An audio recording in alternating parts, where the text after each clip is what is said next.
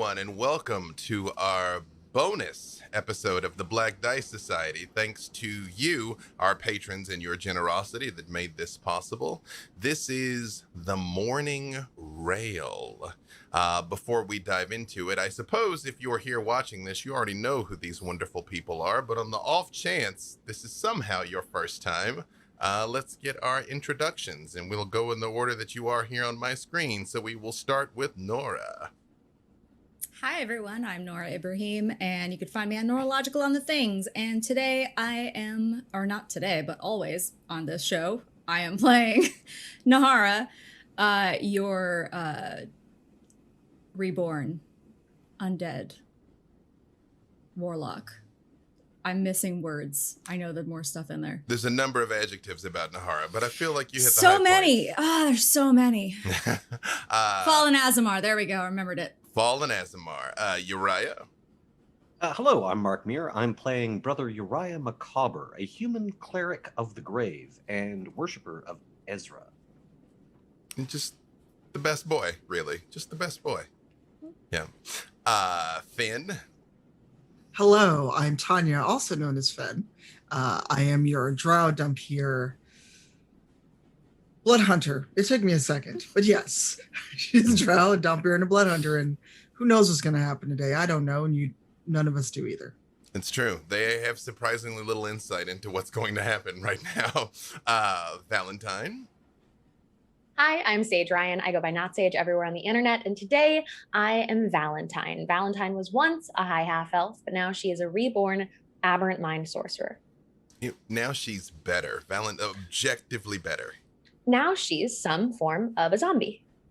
It's true, but it works though. It's working for you. But like the cute kind. That is true. You're like a kawaii zombie. Yes. Exactly. That's the vibe. That is the vibe. Kawaii zombie. The vibe I didn't know I needed until we got here. Yes. And last but certainly not least, Desmond. Wait, what happened? What happened? We both went At the exact same time. That's, again, those reborn, yo. Keep an eye on them. You know?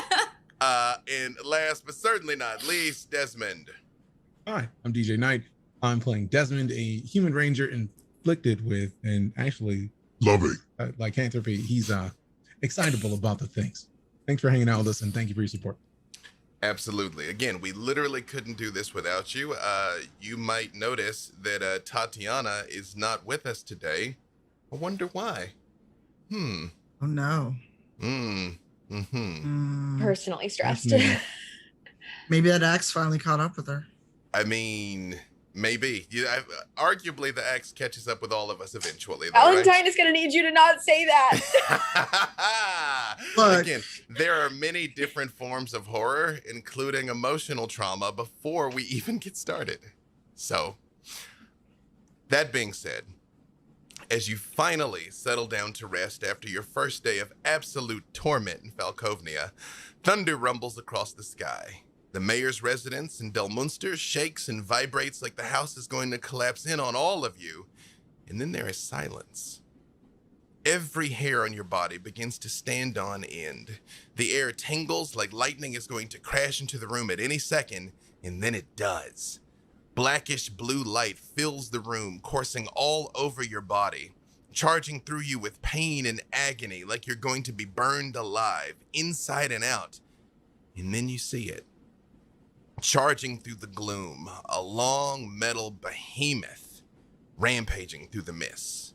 Bright lights shine outside burn-blacked metal, crackling with electricity, the exact same kind that you feel like is tearing you apart. The Mourning Rail barrels at you like a force of nature, pushing the mist ahead of it like a tidal wave, and then you are gone. The floor underneath you creaks and groans faster than any ship should. A long metal room stretches out before you with wooden crates haphazardly piled high before you. Behind you, a high, thick, black, wrought iron door stands shut. What would you all like to do? What's happening? What's happening? I don't like it. I do not like this at all. Where are we? We were in the mayor's house a moment ago. Yes. I don't like this. What is it about Great. places just randomly taking us to new places? I don't think I like this at all. I'd like to point out that we finally reached an area of this that's also confusing to you who live here. Excellent. This is certainly most regular. Where is Tatiana? As you look around, your Air Genasi barbarian friend is not there. The rest of your companions all seem accounted for, but not her. I just yell out for her. Tatiana, come on. I'll try it through like my telepathic speech as well. Tatiana, come here. Nothing. Again, to be clear, you all are at one end of a long rectangular room. Essentially, if you look to your left, there are boxes, crates, objects, netting, and a door at the far end of this room. And there's also a door essentially right next to you. And the door next to us is open or closed? It is currently shut.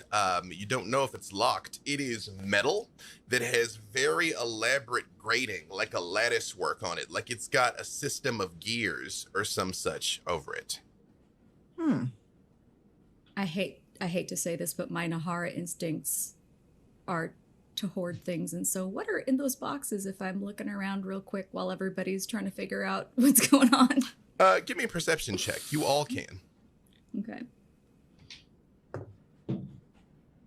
Real dice, please don't fail me. A little 15 distracted by. plus 16. Nat 20. Natural 20 from Desmond. You said 14. investigation is what you said? I said perception, but you could give me investigation if that happens to be higher. Ooh, then yes, me too. It Yes. does, and Yeah. I by default get advantage on it. Yes, Ooh. absolutely. Ooh. That makes it a 16 for me instead of a 14. 16, 17. excellent. 17. 17. 17. All of you realize that these boxes and items are incredibly fantastic items of art.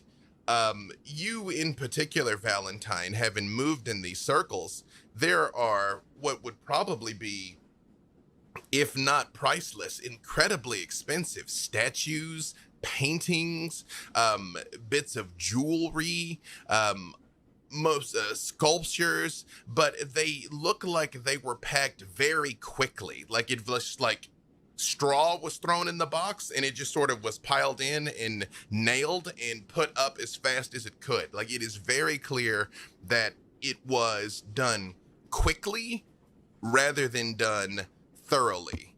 And you know, with just the value of these things, that in and of itself is suspicious. Desmond, you with that natural 20, because again, we only have one house rule, that a 1 always fails and a 20 always succeeds, even on skill checks. Desmond, you see this same scene put out before you that the rest of them did. You also have spent your fair share of time around the nobility, whether or not you wanted to. You realize a couple of things. These are heirlooms. These are family heirlooms. These are all old things. The make of them, the style of them doesn't necessarily jump out at you, but you spend enough time in keeps and castles where you saw portraits that were 600 years old. You know one when you see it. And the other thing that you pick up, Desmond, in particularly, is on the other side of this door is something electrical, something elemental, something that is very powerful. In this room, the scent of fear hangs heavy on the air. The people that came through here and loaded these things were terrified. But you are sure there's no one else in this room. I don't know if anybody else caught this, but this doesn't seem to just be random expensive paintings. This is old family stuff. This is like going back centuries, and whoever did it they were afraid for their life. more lives. Something bad happened here, and whatever's in the next room, I feel like it's going to be a problem. Or they're just very rich people with no respect. What happened in here, whatever they were packing for, was regardless of respect. They respected it with fear. Question, Dungeon Master. I of course prayed before going to sleep. Yes, you all achieved your long rest. I am not so terrible as to drop you into a second meat grinder without having rested. Yes, you are all back at 100%. But how did we come to be here? The mists must have brought us, but I don't recall them rising within the house. They didn't. You and I would have definitely noticed. Yes. Yes, this is all very familiar. Our very first meeting, yes? Yes. I see. This may be a dream, but I suspect we are here nonetheless. Okay. This is different. Well, if anyone remembers, I believe they were moving things around in the dream. I remember Tatiana going to help. Her going to help lift some sort of large box or piece of furniture or something of the sort.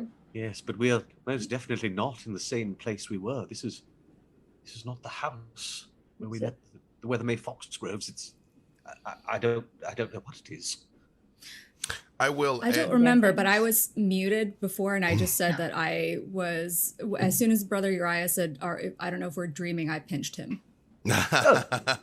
Nope, you feel it. I will also add to that natural 20, Desmond. You are aware that you are moving. Whatever this is, it's a vessel of some sort. No, unlike any vessel that you've ever been on. Perhaps it's closest maybe to how it feels to be on a wagon, but a wagon moving at tremendous speed. Does anybody else feel that? Yes. Feel what? It feels like we're Right. moving. And Yes. not slowly. The house? The room. Is it a house? Is my question at this point, because we are not moving slowly. You suggest And, that we're on board some sort of conveyance. Gotta be. Because Desmond, have you experienced this before? not this. I feel like, I don't know. There's something here on the other side of that door that is powerful, and we are not sitting still. And whoever packed all of this was very serious about doing it, and they were afraid of it. I'd like to go knock on the door. When you knock on the door, when your fist touches it, you get a little jolt of electricity. Not painful, but the second knock, it jolts a little harder, and the third knock jolts enough that you kind of pull your hand back. Like each time you touch it, it's almost like it feels almost like it's biting you. And you all see the spark on her hand. Valentine, are you injured? No, I'm all right, but clearly they have us imprisoned in some sort of magical means. Was it loud enough still, the banging on it, even with the electricity, to potentially alert if there was someone right on the other side of the door? Yeah, oh no, you It successfully, still made the you successful successfully knock knocked noise. on it, yeah. Mm-hmm. Well, how do we get out of here? Does anyone have any kind of ability to disable magical effects? Valentine, give me perception with advantage. Ooh, with advantage. I love to have advantage. Ooh, okay. Very glad I had it too. That is a dirty 20. You've been shocked like that before. There's been times that you've been around Tatiana and she kind of was losing her temper, and you sort of like try and pull her back type things to like sort of restrain her. And you felt like those like jolts come off of her before. Like it's a elemental type thing. Interesting. I will keep that to myself. Is this the only door in this chamber? No, this is you are essentially at one end of a very long rectangular chamber that is packed with crates and netting, and at the other end of it there is another door. And the other door looks completely different than this one. This one looks like a very heavy wrought iron metal. The other one looks like it is wooden. Perhaps we should try the less well-warded door? You go over and knock on it? I do. Okay. If you all see Valentine making her way across, do the rest of you? Yeah. Perhaps we should not. Let her go. Let her go if she's eager. Let's see what happens. Also, important point of clarification: Nahara, confronted with all of these treasures, do you intend to take something? Absolutely, yes, I do. Anything in particular? Like basically any work of art you could. Oh, hang on. Oh, perfect. I thought I made a mistake. Can I just offer to help her identify some of the really expensive ones? Absolutely. Well, again, as you all start to look at this, all of it's expensive. Right. You really could. You could. I would say between Desmond's natural 20 and having spent some time in such circles and Valentine's eye for such things, you all essentially realize that these are family heirlooms, but you feel like it probably wasn't the nicest stuff that anyone had. Like there's jewels, but it's like some of the jewels like maybe haven't been polished in a while, you know. There's figurines, things of that nature.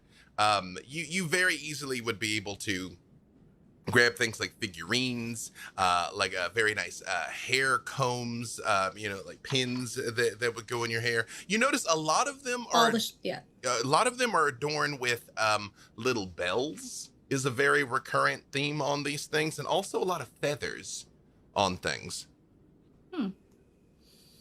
If there's anything shiny or what should be shiny, I'm taking it. Just, again, roughly how many things are you attempting to take here?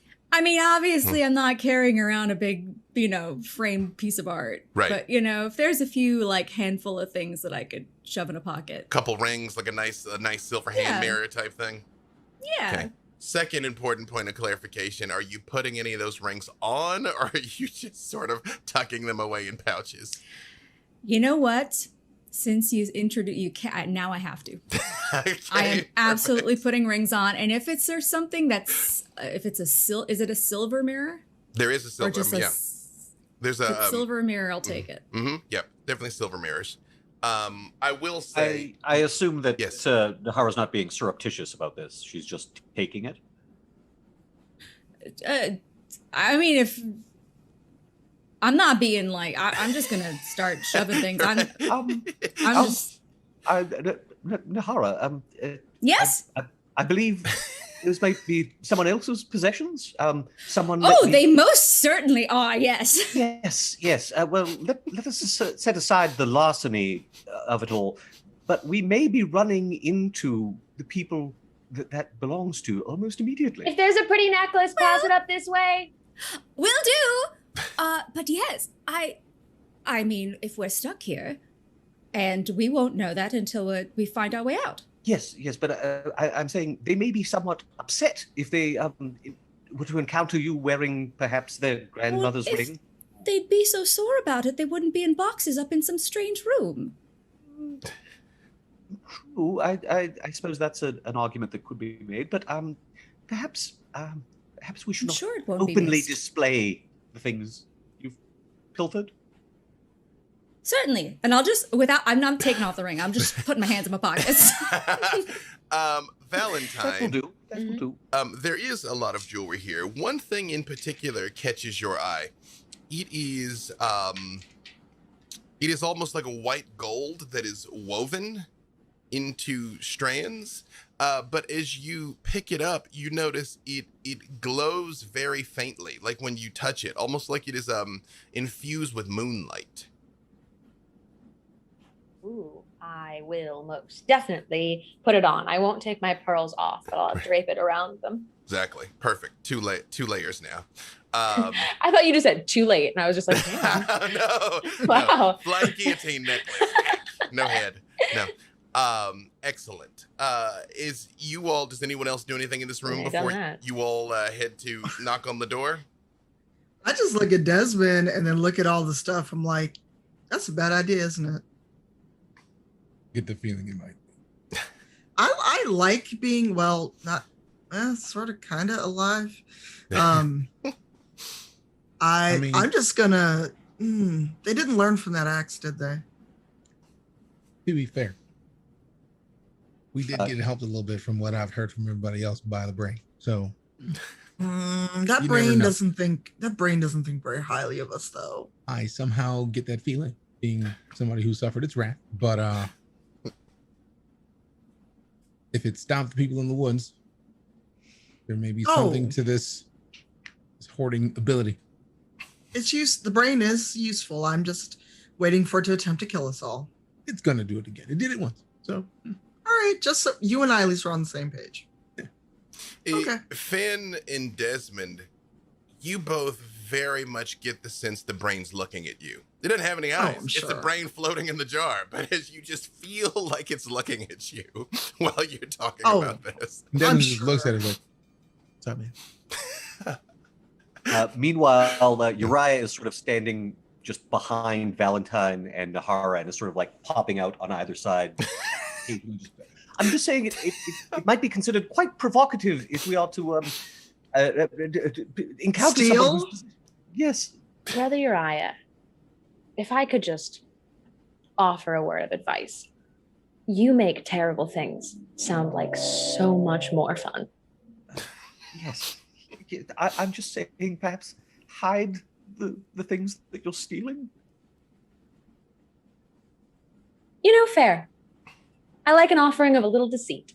I'll just kind of like tuck it into the kind of shoulders of my dress to the best of my ability. Kind of obscure it a little bit. Excellent. As you go near the door, Desmond, still adding this to your previous natural 20, you hear a number of voices on the other side of the door. They are speaking like fairly low, and they're very nervous. Am I in front of everybody already on the way to this door, or? Well, Valentine said she was going to knock on it first. I would just say in the midst of the commission of the pilfering, this kind of catches your ear. And he just kind of just like whispers like, Valentine. Yes. I'll start out a telepathic conversation. Yes. I don't know if you hear it, but there are people on the other side of that door talking low, and they're nervous. Do they sound familiar? No. Do they sound familiar? No. There's a number of people, like a dozen or more. You just know they're just you smell fear. That's one thing you know as a hunter. When something is afraid, there's just a lot of nervous people on the other side of that door.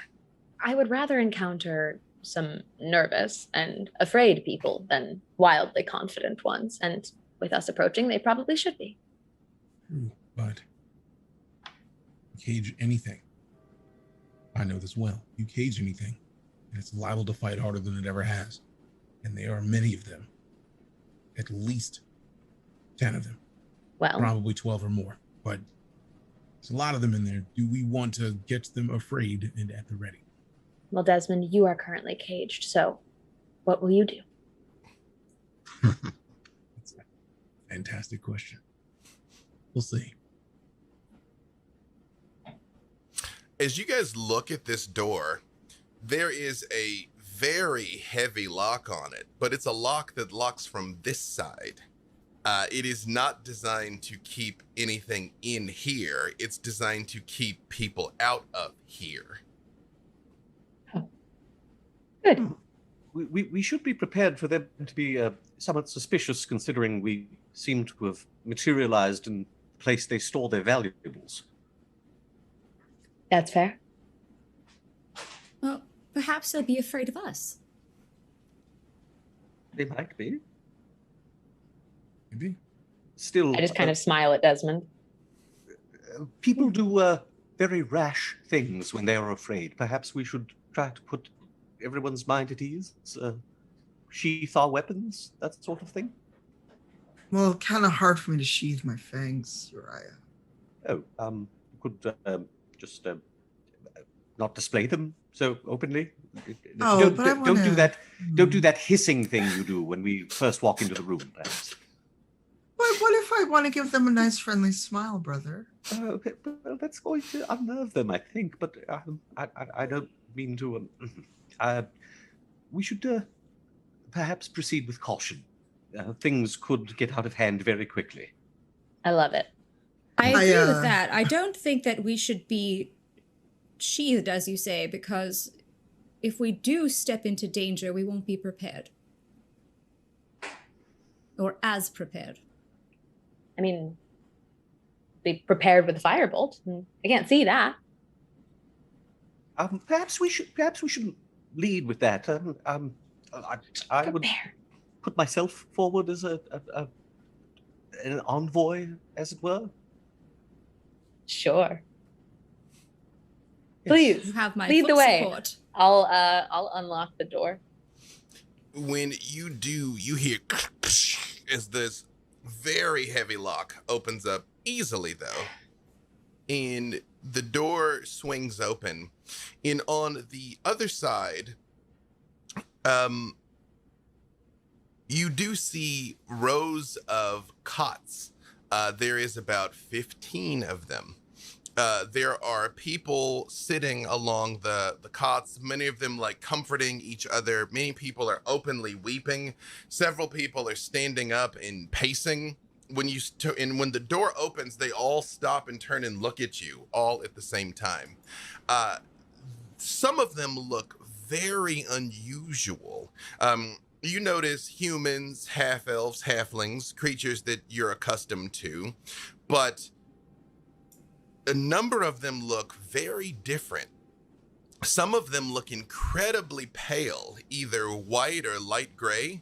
They have slender bodies with limbs that are slightly longer in proportion than what you would expect.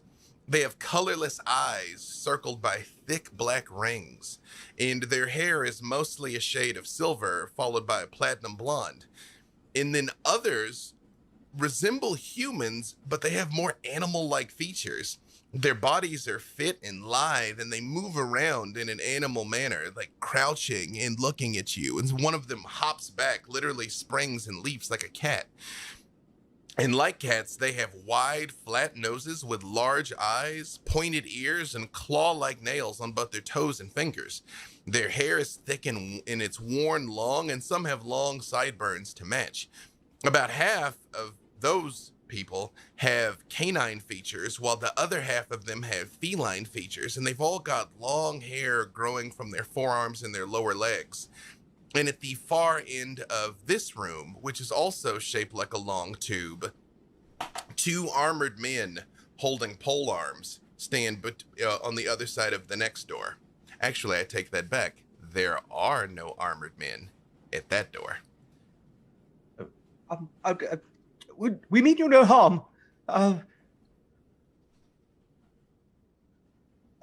One of the canine-looking ones just goes,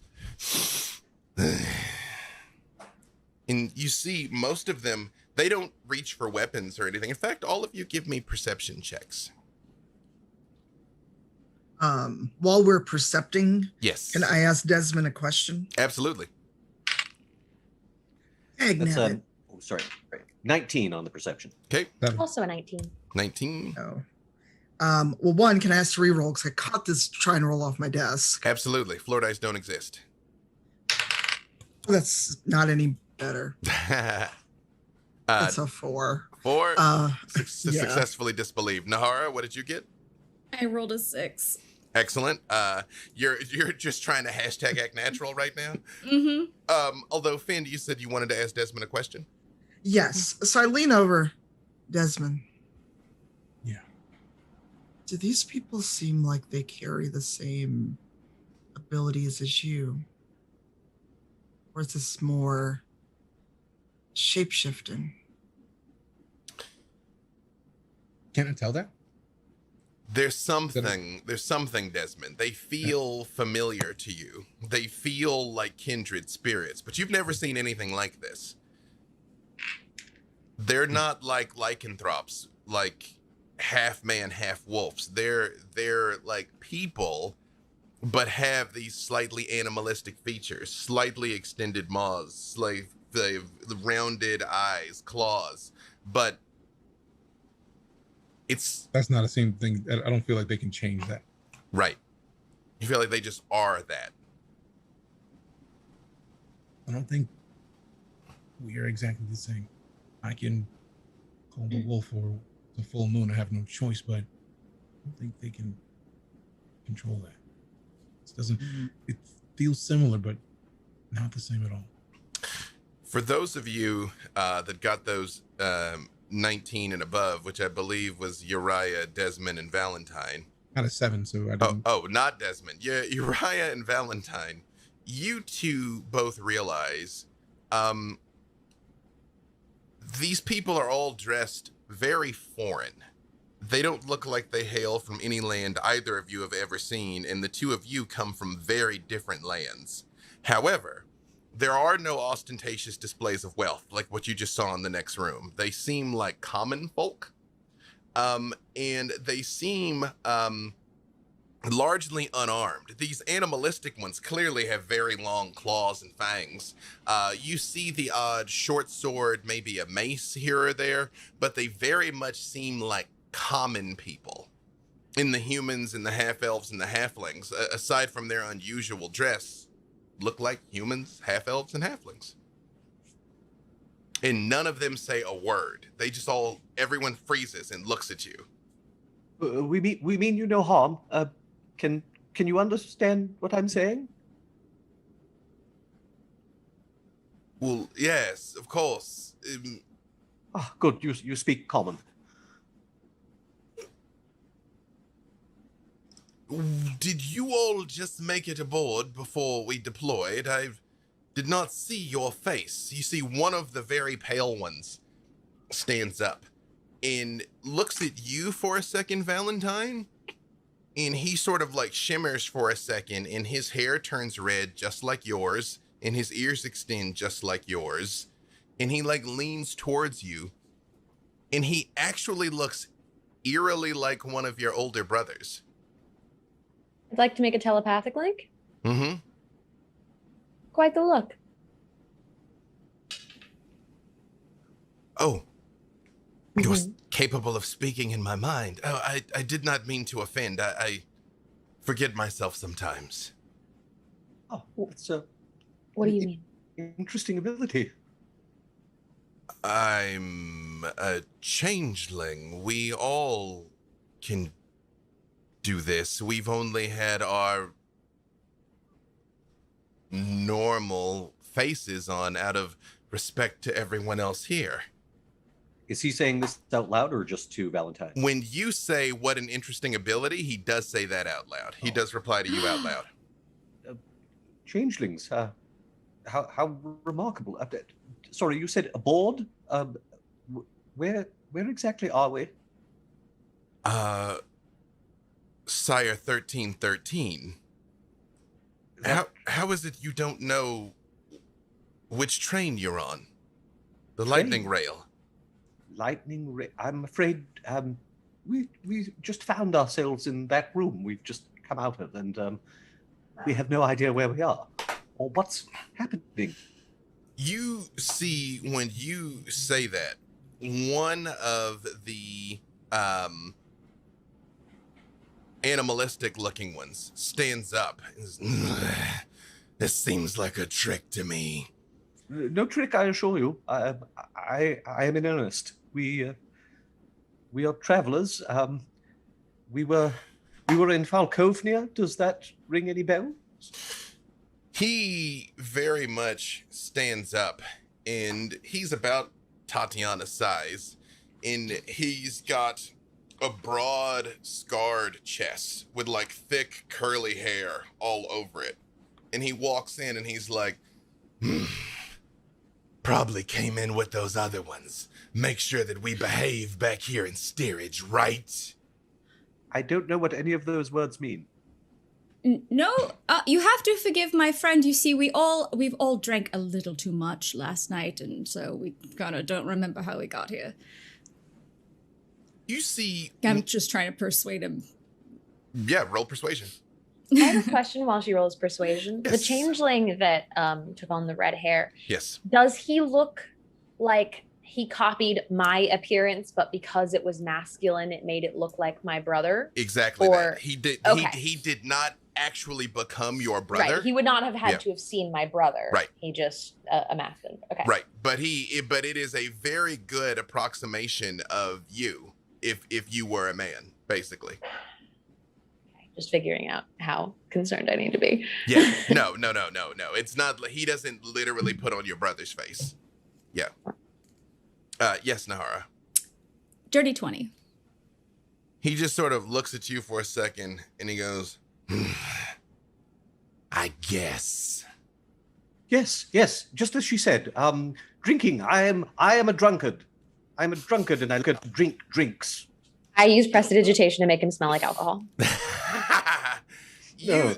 see. Yes, this smell is from my last drinking binge, which we drunkards do. You see. He says binge, but he really can only have maybe like 2 glasses of ale and then he's out.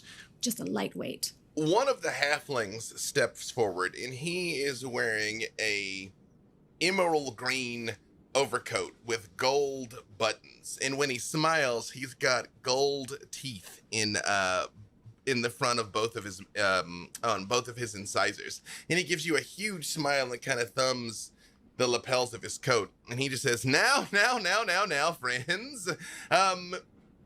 Let us not lose track of the glory of the day. At least we made it aboard, Sire 1313. I'm Amaris. Hello, how do you do? And he walks up to you, Finn, and he says, You don't look like the other elves that are around here. No, I wouldn't. From whence do you hail? And he gives you a very, flourishing bow. I just show him my incisors. I hail from far away. When you do that, you see one of the cat-like people comes literally creeping along the ground towards you, and she goes, You don't smell like us, though. Well, I'm not like you. I'm not a cat. And he goes, Yes, well, no one's perfect, right? Back up.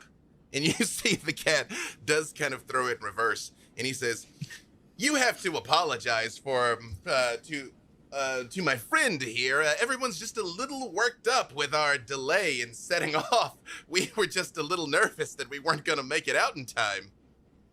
Make it out in time for what?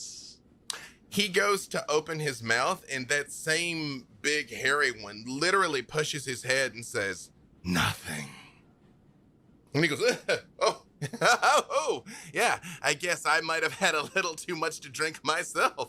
Yes, just, didn't want to miss the Lightening Rail. We'll be in Corvath before you know it. Corvath. Yes. Yes. Huh? What takes you that way, my friend? I realize with the war, you might thought Corvath will not be safe for us, but I have it on the highest authority that the war will be ending soon and all will be well. We're going into a war zone. No, we are departing a war zone. Oh. Oh, lovely. How tall is this fine gent compared to Fenn? Oh, he's only about 4'10", so you've got head and shoulders over him. So I kneel down till I'm eye to eye, and I'm just like, I lean in. What aren't you able to say? He gives you that same big smile, but there's panic in his eyes. Nothing at all. I'm going to try an insight roll as Fen is talking to this guy. Absolutely. So, question. Yes. Oh, wow. I was going to try to reach up and break one of his fangs off. Oh, you're going to take one of his gold fronts? I got to get him to talk somehow. When in doubt, violence. What was that insight, Brother Uriah? I rolled a 23 on insight.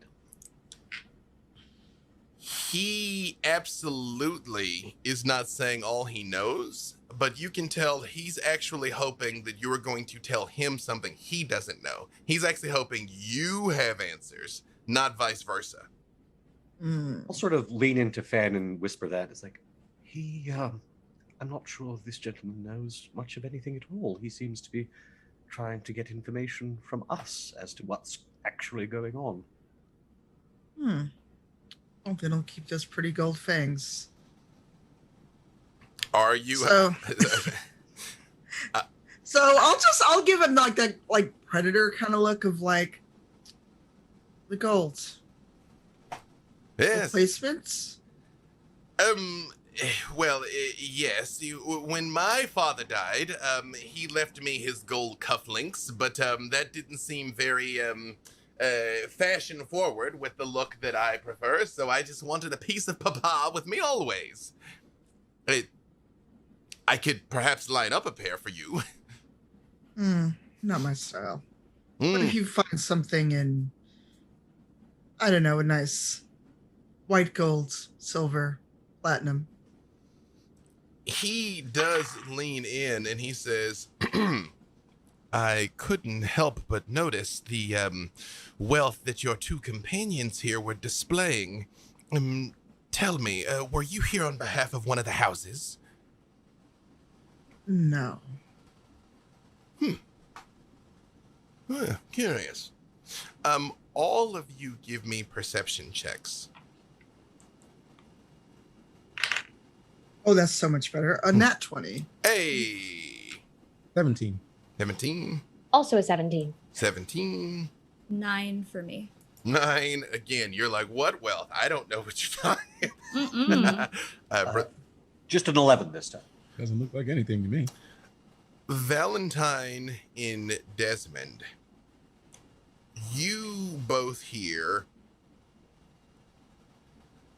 You overhear a lot of chatter amongst some of these other people. Because again, there's about 15 people in this room, and you guys are kind of at one end, and they're over the length of the room, sitting on these different cots. Several of them are like, just things you overhear. Just have us trapped back here like rats. You should just be grateful that we got aboard.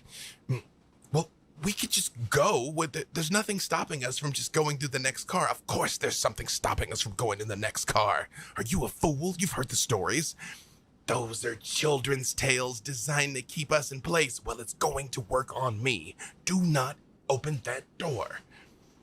Finn, what you hear, it's my father's father was on board when it happened. The man lost his mind, just started killing people. And he's working his way through the passengers, and then he stabbed a young girl who howled in agony.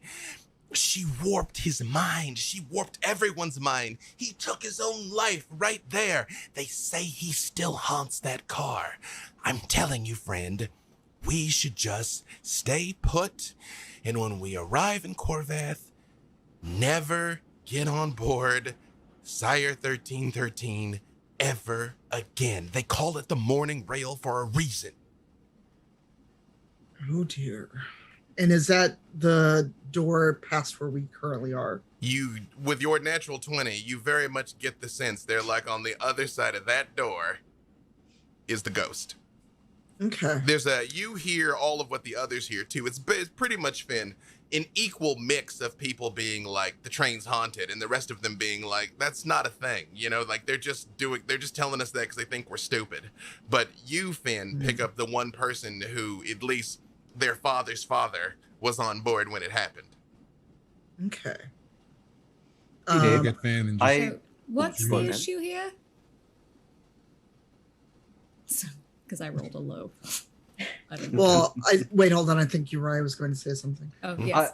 I was just going to ask, Uriah has never heard the name Corvath before. before, I assume. You can give me history with disadvantage. Theoretically, no, but you never know who the mists might have spit out in the dark on.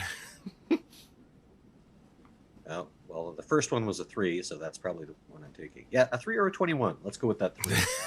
Oh, no. You're like, yeah. Nope, I don't got it. Nope. Cold Yep. Bath.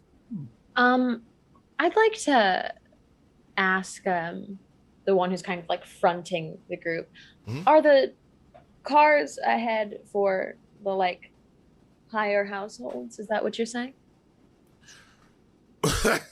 Well, I suppose my birth might not have been the equal of some, but I did well in the mercantile trade. Rugs were my thing, but yes, the further up the car there are people of a higher station, I suppose. Yes.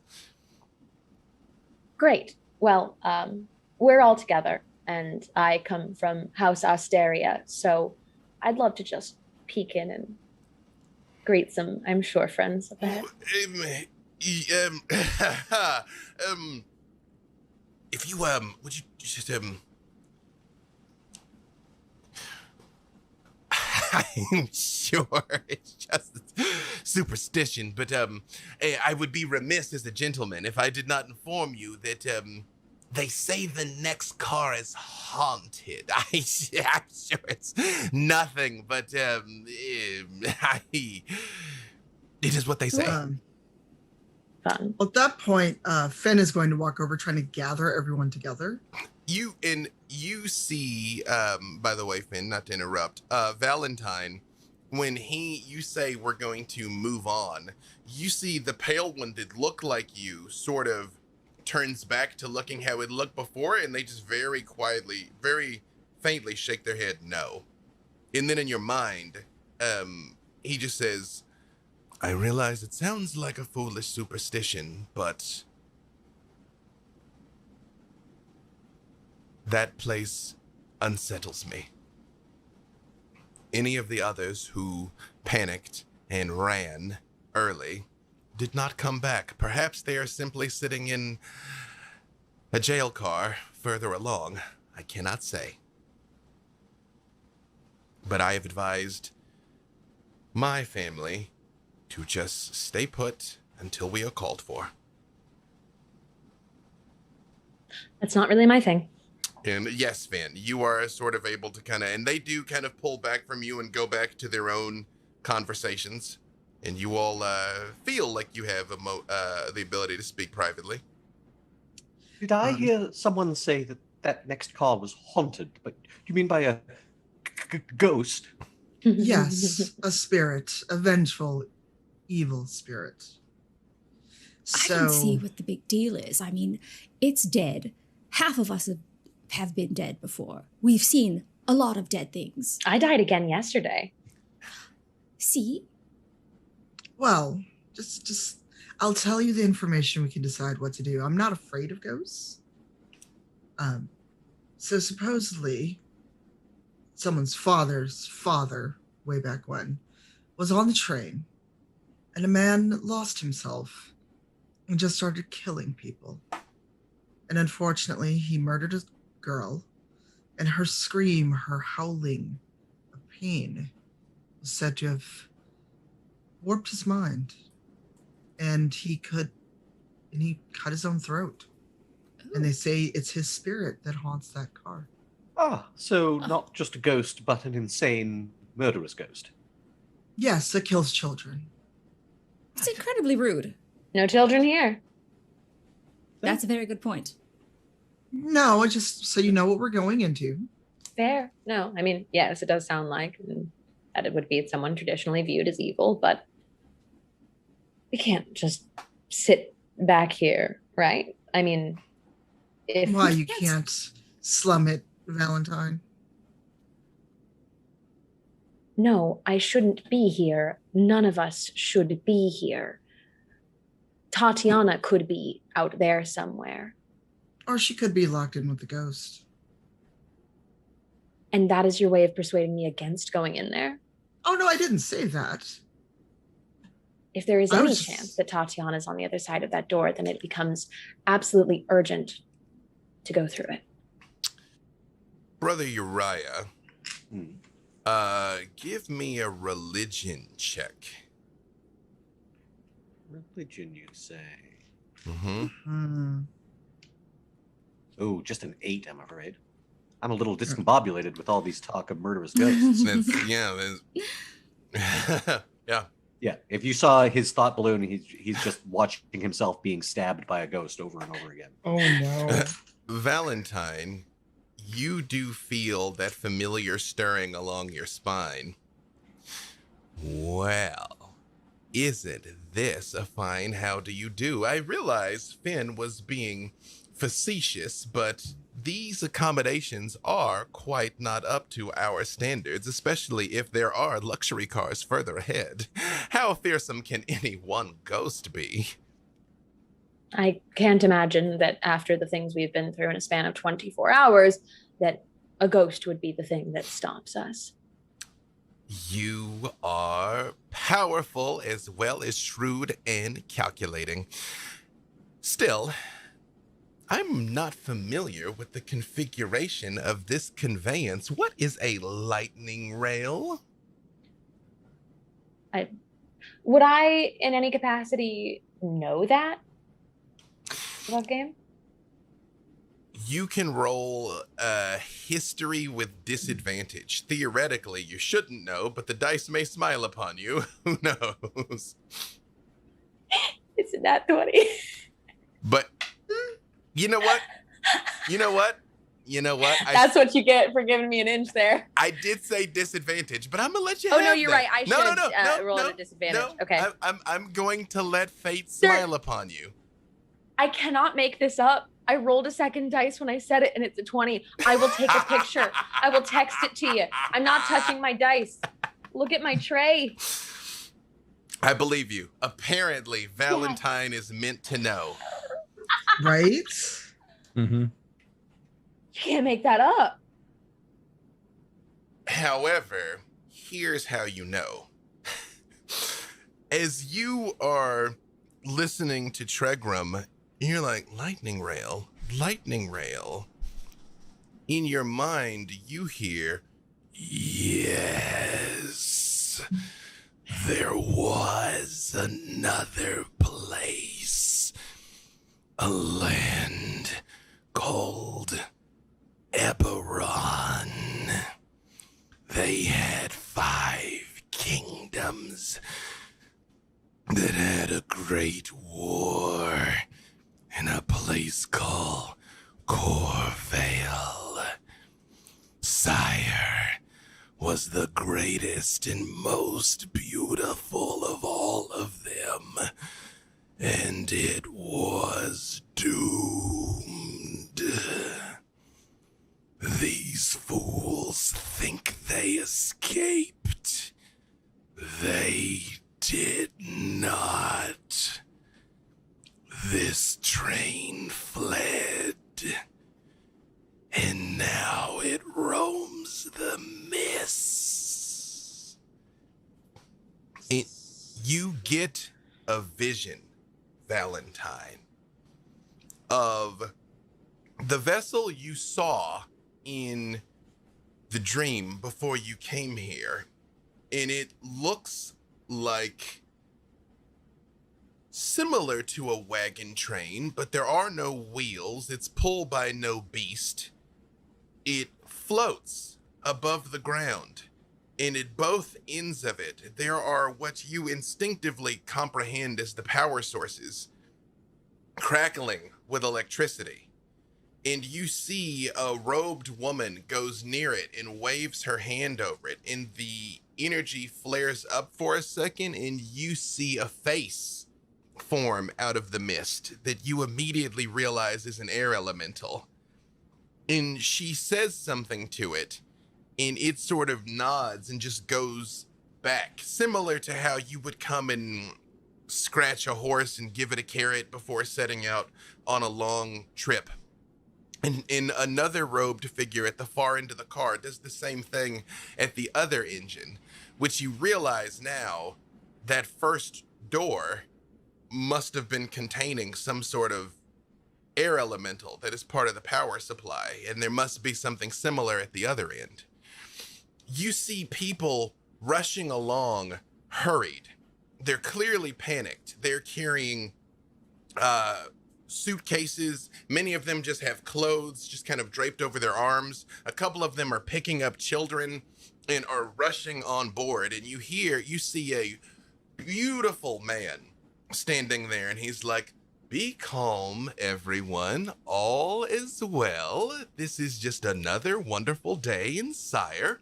We will get you all aboard, and all will be taken care of."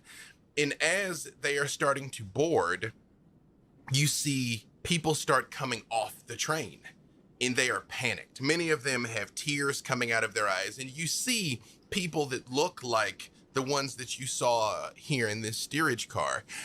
These half animalistic ones. You see beautiful people walking out, and the man points at one of them and he's like, I'm afraid I'm going to have to insist that you reveal your face. And he looks and he's like, this is my face. You know what we mean. And they're like, and a handful of people in the crowd all turn into these pale looking ones.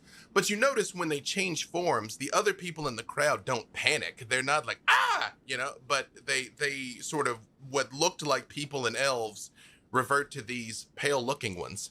And he says, "I realize this is going to be an odd request, but I'm going to need you all to stand along the walls and avert your eyes." And they're like, "We need to go. Don't you know?" And he's like, "Avert your eyes, please, or I'm going to have to deny you re-entry to Sire 1313. And they're like, and you see they do turn.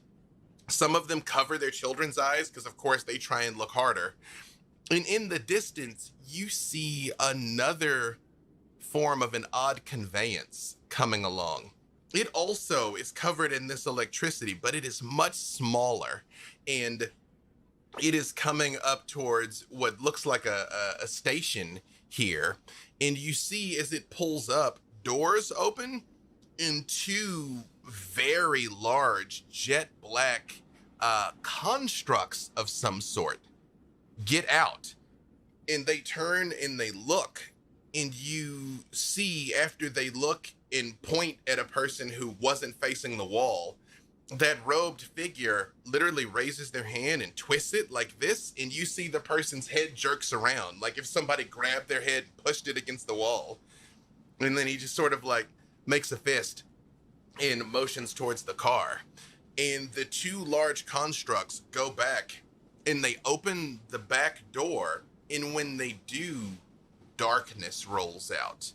And darkness rolls over the whole platform, and the people begin, "No, stay calm.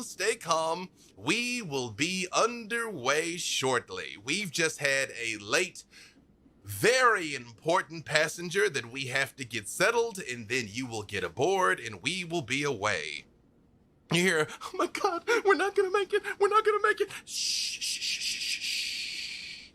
And this robed figure looks right at you, Valentine, and says, "Everything will be fine. It is another beautiful day in Sire." And then you're back here in this car.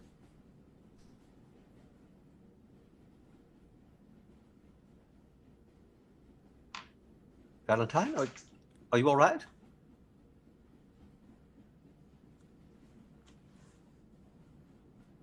You are muted, There we go. ma'am. Thank Yep. you.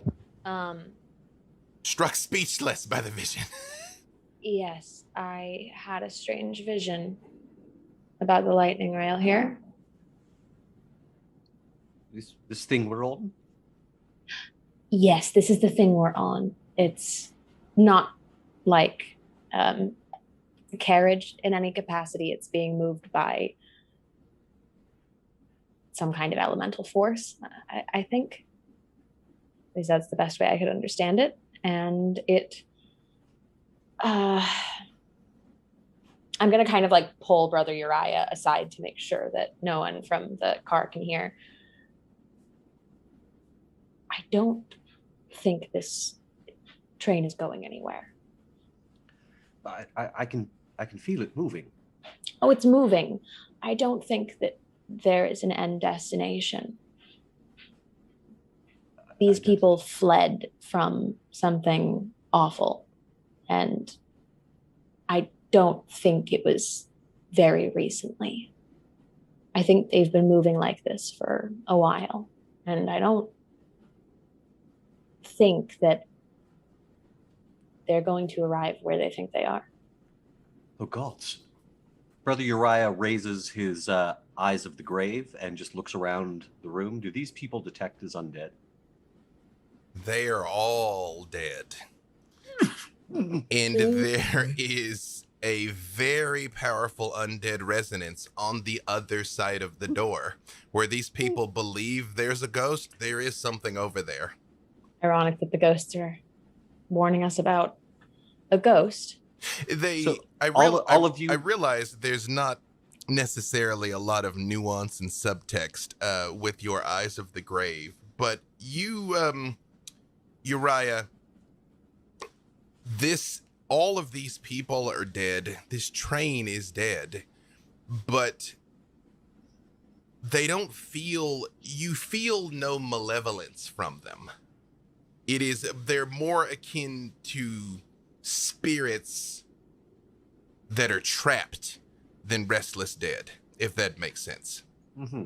But I assume the feeling the resonance that I'm getting from behind the door is a bit more on the malevolence side. Pure hostility. There's rage and anger on the other side of the door. So from everyone else's perspective, Uriah just sort of like, for a moment, his eyes unfocused and he looked around the carriage, and then suddenly he went very pale, and then his eyes drifted back towards the door, and he just started going. Just put a hand on his shoulder. Yes, yes, Valentine, your hypothesis, I think, is correct. These good people do not seem to be among the living any longer, and there is something most terrible behind that door. Well, We need to end whatever's behind the door, is what you're saying. I like that idea. I didn't say that, but Just a roadblock. We might, though. A roadblock. Oh, come now, Brother Uriah. Isn't it part of your mandate to ease the suffering of others? All right, then. Ezra demands that such things be put to rest. And I put a hand on his shoulder. Just pat him. You're a good man. Thank you. Just don't hit me with the mace, please. No. Well, I suppose we should. Well, if we're going to go, let us go. Yes. Desmond, this should be fun. Sure. I will say, as a part of that vision, Valentine, what you realize about this conveyance is there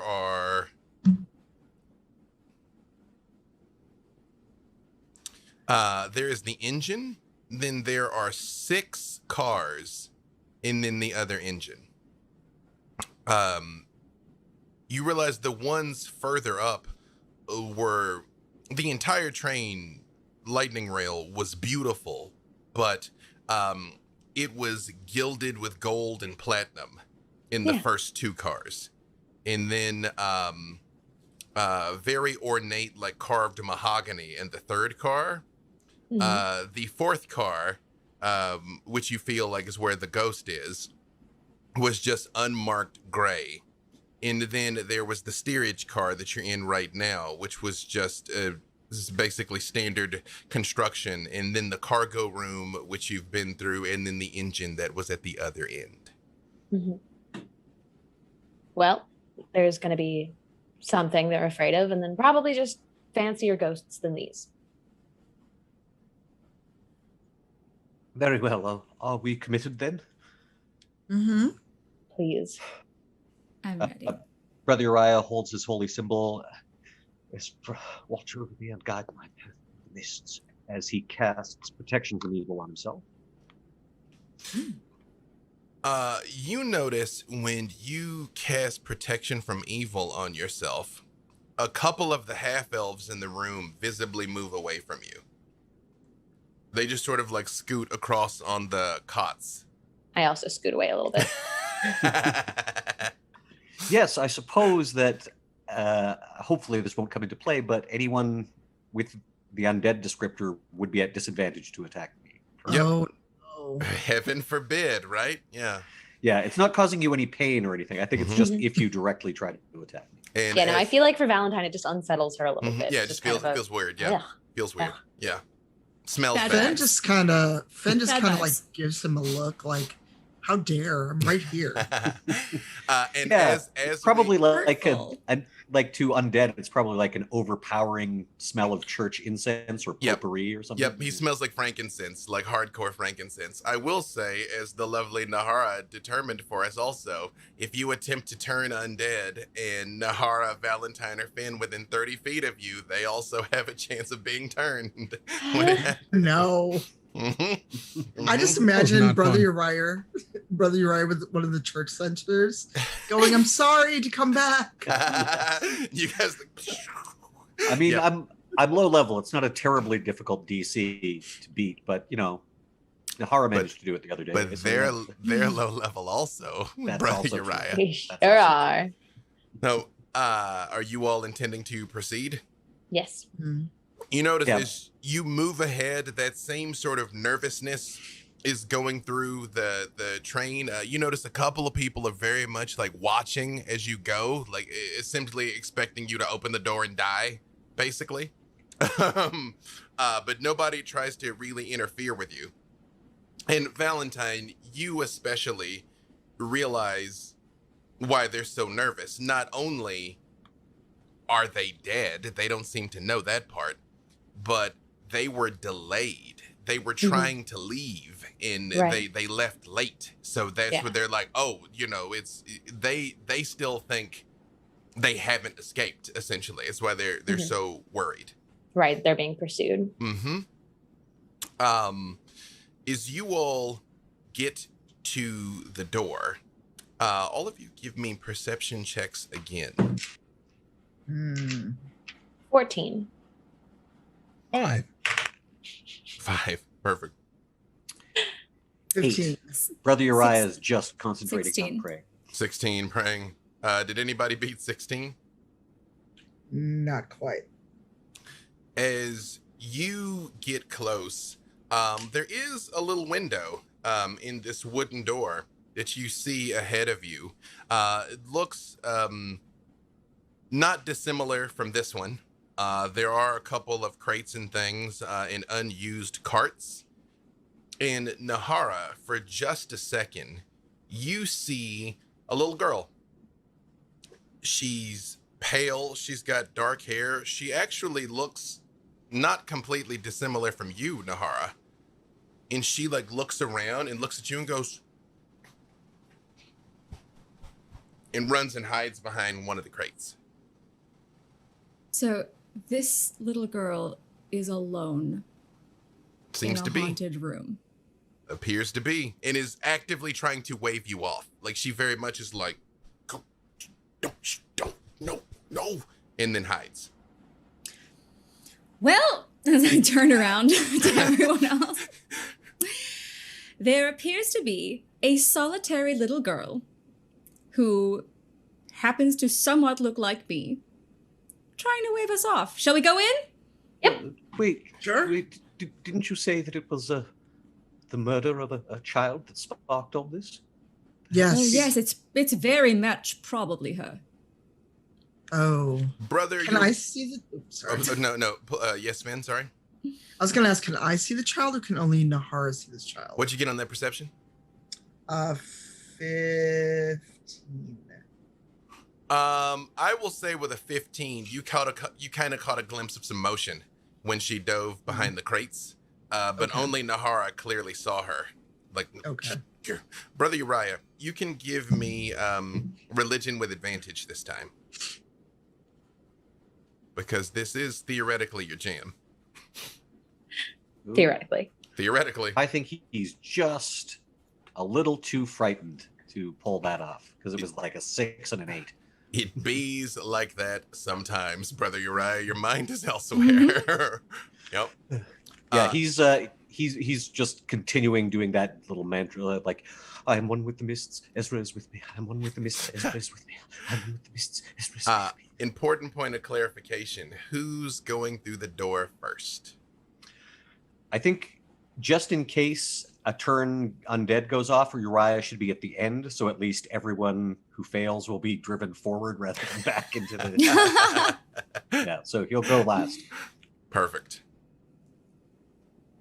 Who's gonna? I'll go first. You can go first, Nara. Mm-hmm. I'll be up towards the front. All right. I'll be behind Valentine. Perfect. So I guess what is that? Anything? All right. Excellent. Is you all open the door? You notice it is not locked. It opens easily. And yes. I'm just gonna right now armor of Agathis myself. You go ahead and turn that on. All right. Perfect. Just go ahead. It was Agathis all along. It was Agathis Yes. all along. Again, in a legally distinct manner. That asterisk. Yep. Valentine, are you deploying your mage armor yet, or are you gonna keep it cool to as long as possible? Yeah, sure. Now that I've got sorcery points, why not? Perfect. I can do if needed. I'll deploy some mage armor. When you all, the door opens, and from the area where you saw this little girl dive, Nahara, all of you here, you shouldn't be here. You should Agreed. go. How do we get out of here? Is what we're all. This is the whole reason. It's not that we just wanted to be here particularly. All of you see a dark-haired little girl's head kind of poke around the corner, and her eyes are like dinner plates, like she's terrified of something. Just go back over there. This is a bad room. I've still got Eyes of the Grave up. I assume she's reading as undead. Yeah. Not only is she reading as undead, she's reading as the violently aggressive undead. It's Ooh. her. Oh. Ooh, Oh. it's her. It's her. Yes. She's Mhm. the one. Yes, we just need to pass through. You can't pass through. The bad man who hurt me is over there. Oh. Oh. Well, and I'd like to kind of just like bend down to one knee a little bit to get closer to her height. Mm-hmm. I'm going to be perfectly honest with you. I love exacting revenge on bad men. Would you let me do that for you? You see, she kind of steps forward, and she's holding her hands over her stomach. And she goes, he hurt me in my tummy. And she pulls her hands up, and they are covered in blood, and there is blood all over her. And she goes, "Ah!" And she starts to grow and change. As smoke swirls around her, and she turns into what I am about to drop in Twitter chat here Ooh. in front of you. Oh boy. While she's Oh, changing, dear. can Yes. I try something? Yeah, because you all are very much not surprised by this. You absolutely were expecting Yeah. her. Yeah, so. As she's crying and she's like I know what's about to happen with her hands covering her stomach. Mhm, I'd like to take off my pearls. mhm. And I'd like to just show the like massive scar across my throat that I hide under the necklace, and just kind of stand there in front of her. You can give me...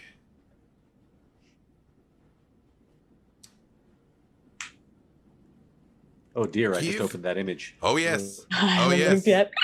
Oh, yes. Oh boy. Oh, yes. Yikes. This swirling black mass in front of you. Give me persuasion, Oh, Valentine. I don't know what's going on with my dice today, but that is a nat 20 for persuasion.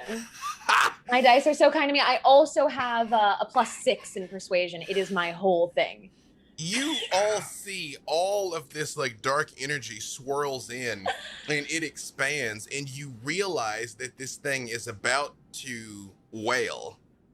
And Uriah, now that you've seen this, you are completely aware of what this is. It is an Alep. It is an undead that is born of pain and grief, and it drives people to madness and suicide. That's what it does. Yeah. I'll Well, shout that information out. However, as it like inhales, it stops and it just looks at Valentine for a second. And it says, and you hear this growl, but in the midst of it, you can still make out that kernel of the little girl's voice. Did he hurt you too? Another bad man. I made him hurt himself. That's incredible. I made all of them hurt themselves. Well, it seems like he's yet to leave you alone. And if you would let me and my friends pass, we promise that he won't hurt anyone again. And I promise to make him suffer greatly in doing so. Well, this puts me in a very difficult position because I love it. I love it. I mean, look, I expect that it's still going to kick my ass, but I'm going to try it. Here's the thing. It is not an unintelligent creature, and the dice say it's picking up what you're putting down. So on a scale of 1 to 10, how terribly did I just ruin your encounter? You know, hey, I'm here to yes and. I'm like, to what extent does a creature of abject pain, grief, and revenge let you be like, but I'll go get revenge for you? And it's like, word? I mean, look, you've given me a creature that really sits into my story here.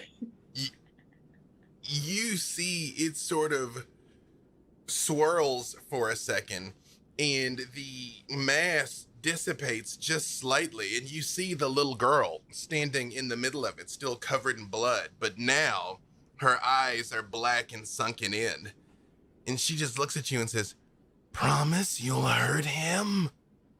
Oh, I would love to. I promise you that I myself am a bit of a creature of pain and vengeance, and I think that's what I'm here for.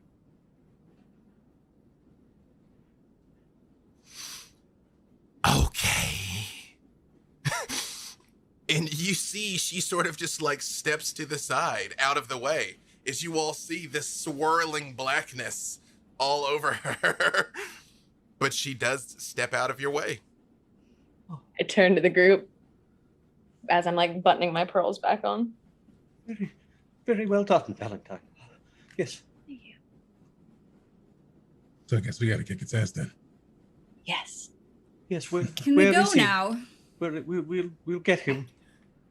She does kind of turn and she says, so many of you are dead too. You and you and you and that. Pointing at Stuart. How did you get here? Well, isn't that a mystery? And I put on my form of dread. And so my wings are just fiery and eyes are white. You see Brother Uriah. She comes forward and she just like turns her head and looks at you and she says, you wanted to hurt me. No, not at all. I want to help Valentine to stop the man who hurt you.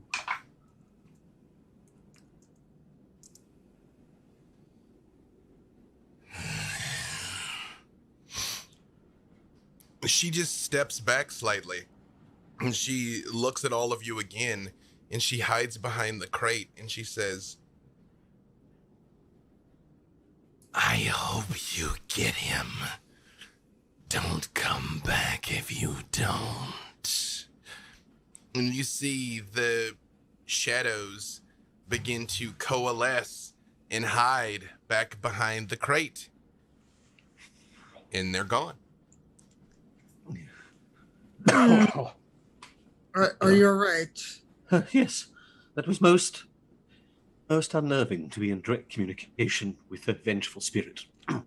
Interesting it didn't bother Desmond or I.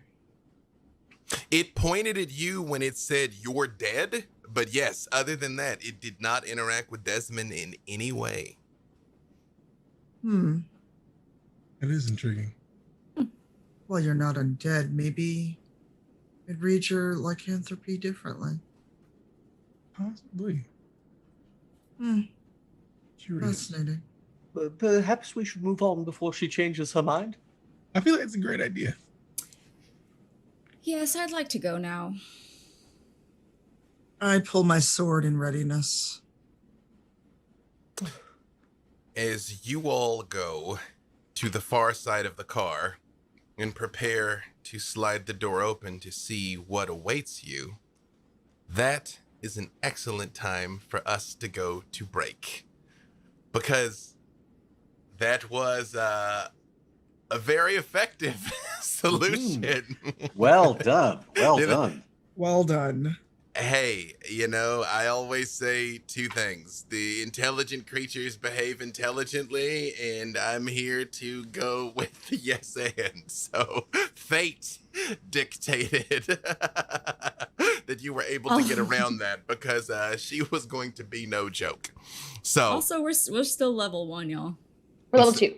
Or level 2. two? Yeah. it's true. Yeah. But No, Yeah, I so think squishy. You're still that squishy thing would have babies. wrecked us. That thing would have Yeah. utterly wrecked us. it was going to be a bit of a brawl. So well Look, and Valentine done, was fully Valentine. willing to fight a child, but no reservations there. But I don't know. It's you gave her an offer she could not refuse.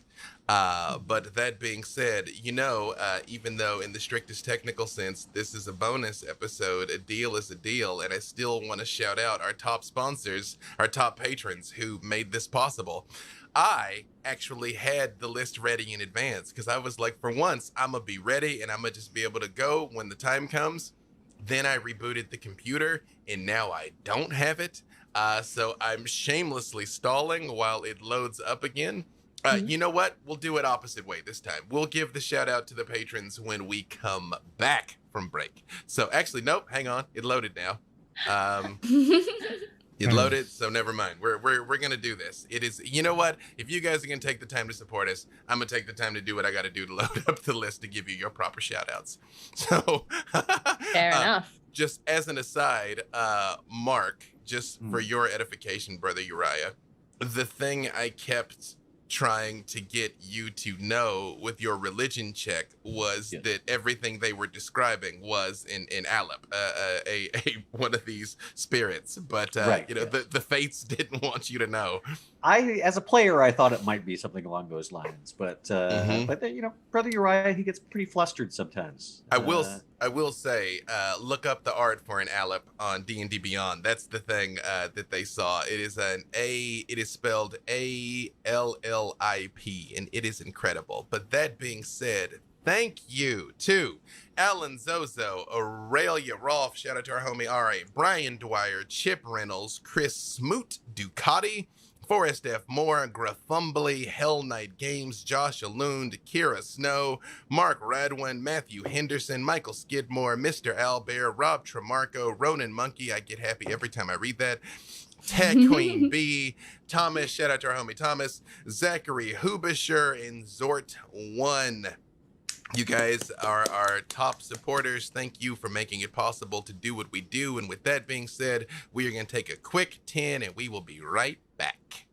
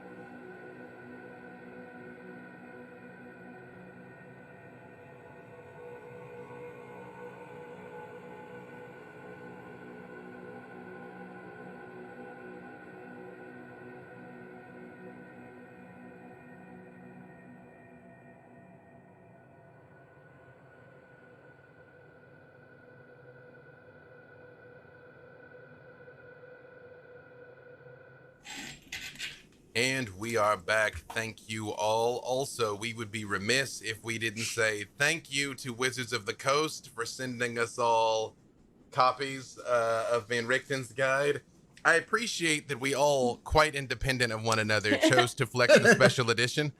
Of course. Yes. Because we're and all just had it on hand. yeah. It's such a pretty cover. It is very pretty. It's very pretty.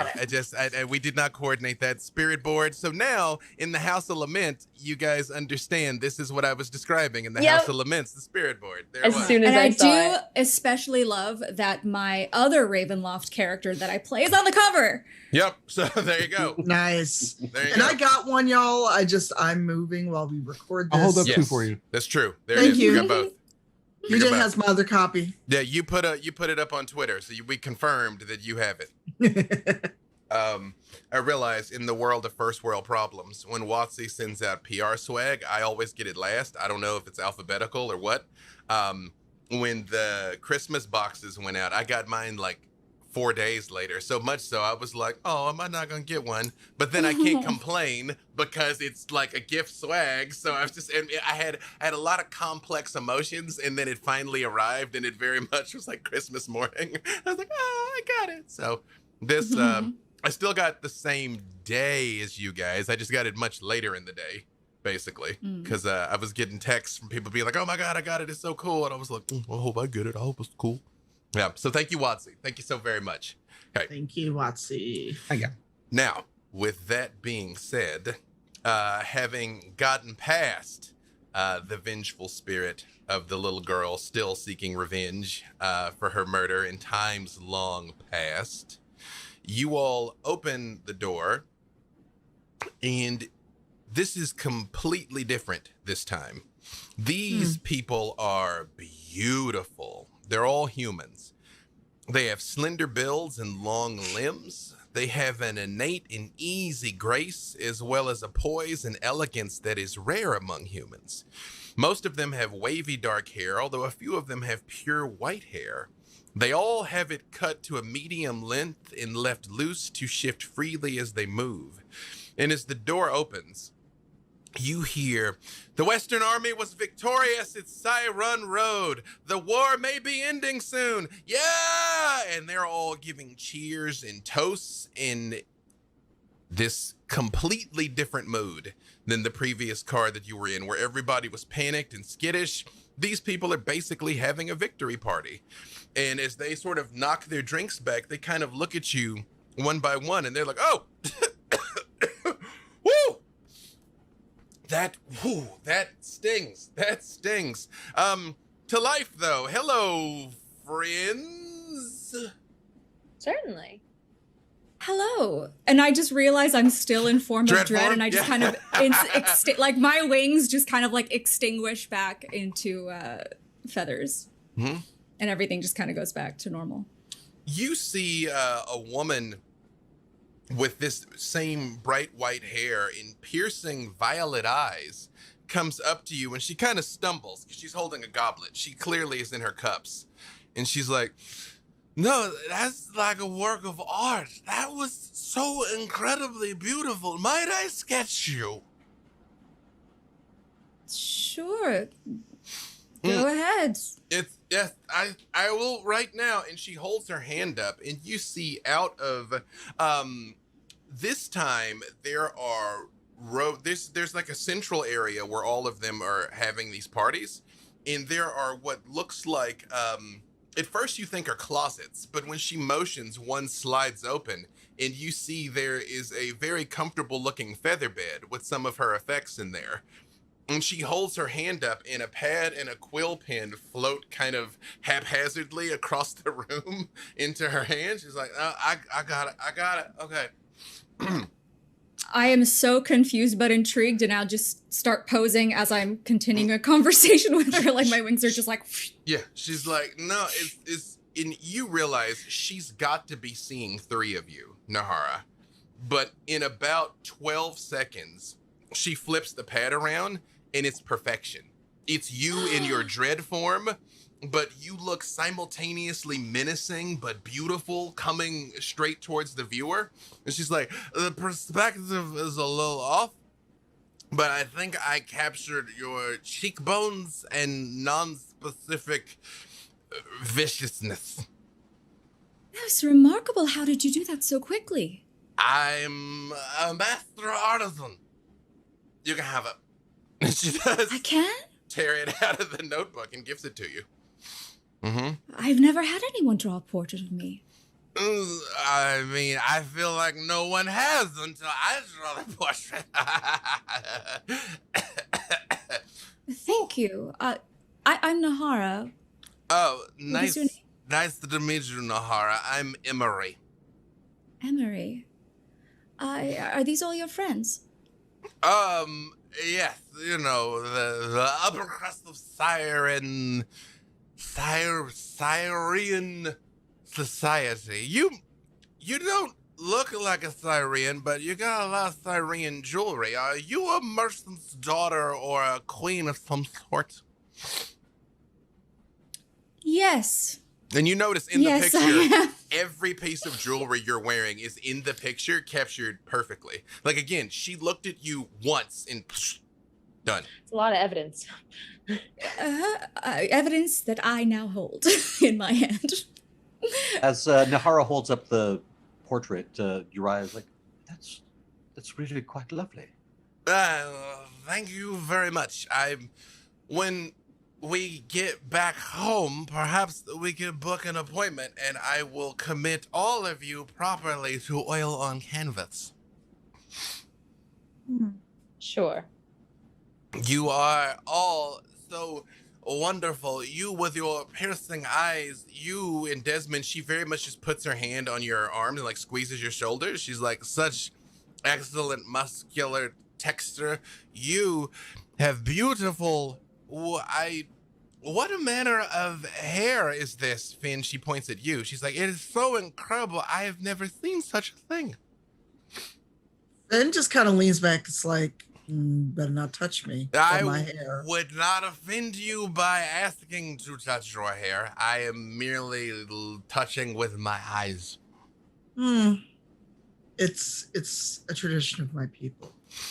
That is the most impressive. Do you think my hair could do such a thing? And she No. and it very much is very wispy. It never holds. It's too fine. It is a burden. I was born like this with it, and she pushes her hand under her hair and pushes it right towards your face, Brother Uriah. As a baby, came into the world with a full head of white hair, which, as you know, means I was destined for great sorceress power. Yes, we do know that thing you said. We must be going now. I'm glad, actually. I was, she points at Valentine's necklace, which you still thought you had tucked, but she points right at it. I was afraid that maybe you all had come up from steerage, but clearly you are meant to be here. I apologize if you did not get a seat fast enough, but at least you made it aboard. Yes. Question, I'm just going to assume that all the people in this 100%. also are undead. Yeah. Yeah. The only living things on this train are you guys. Uriah is keeping a discreet distance from any of them. Mm-hmm. She says, so we get you a drink. We're celebrating the victory. The war shall be over probably within days. The Western Army has routed our foes, and Sire is saved. And when she says Sire is saved, again, another huzzah goes through the room, and they all like pour more drinks and start drinking them. Can we get you drinks? Get drinks for these people. They got trapped in steerage. It must have been dreadful. Come. When everyone goes huzzah, Uriah also goes huzzah, but he mistimes it, so it's like huzzah, and then he goes huzzah. You see, a moment later, a young half-elf boy who doesn't make eye contact with you does come over with a tray with goblets on it with wine in it. He comes over with 5 of them and holds it up, and she goes, to life. Drink up. To life. No, thank you. I do not partake. I am a man of the cloth. Is it What kind of cloth? You're wearing chainmail. It's I upset stomach. Upset stomach. Oh, are you an adherent of the Silver Flame? Yes. I was dedicated to the Silver Flame as a baby, but I don't really, it's all hearken unto you or whatever. Yeah. Who all takes the wine? I do. You It's drink it? sacred. I take it, sure. but I don't drink. Nahara Yeah, I'll drinks take a it? small take- sip. I will take it, but not drink. So only Nahara drinks it? Mhm. It is astonishingly magnificent wine, Nahara. It tastes like sunshine dipped in honey. This is the most magnificent thing. A question though Yes. to the DM, just as a sidebar. I can drink or Right. eat, Right. but I don't need to, is Yeah. the distinction. You do not require food or drink, but you are capable of consuming food and drink. Yes. I should do this more often. She's like, yes, I'm sure we shall have quite the garden party when we land. We might have to stay in Corvair for some time while, the remnants of the conflict are cleaned up across our beloved sire, but we'll be home in no time, I'm sure. And we will be able to celebrate appropriately. Yes. With the war almost being over and all, it's Huzzah! Huzzah! huzzah! When you say Huzzah! Yeah. Huzzah! It's always fun to look back and reminisce. But I mean, what do you think caused the war? What do you think? What do you think? How do you think it went?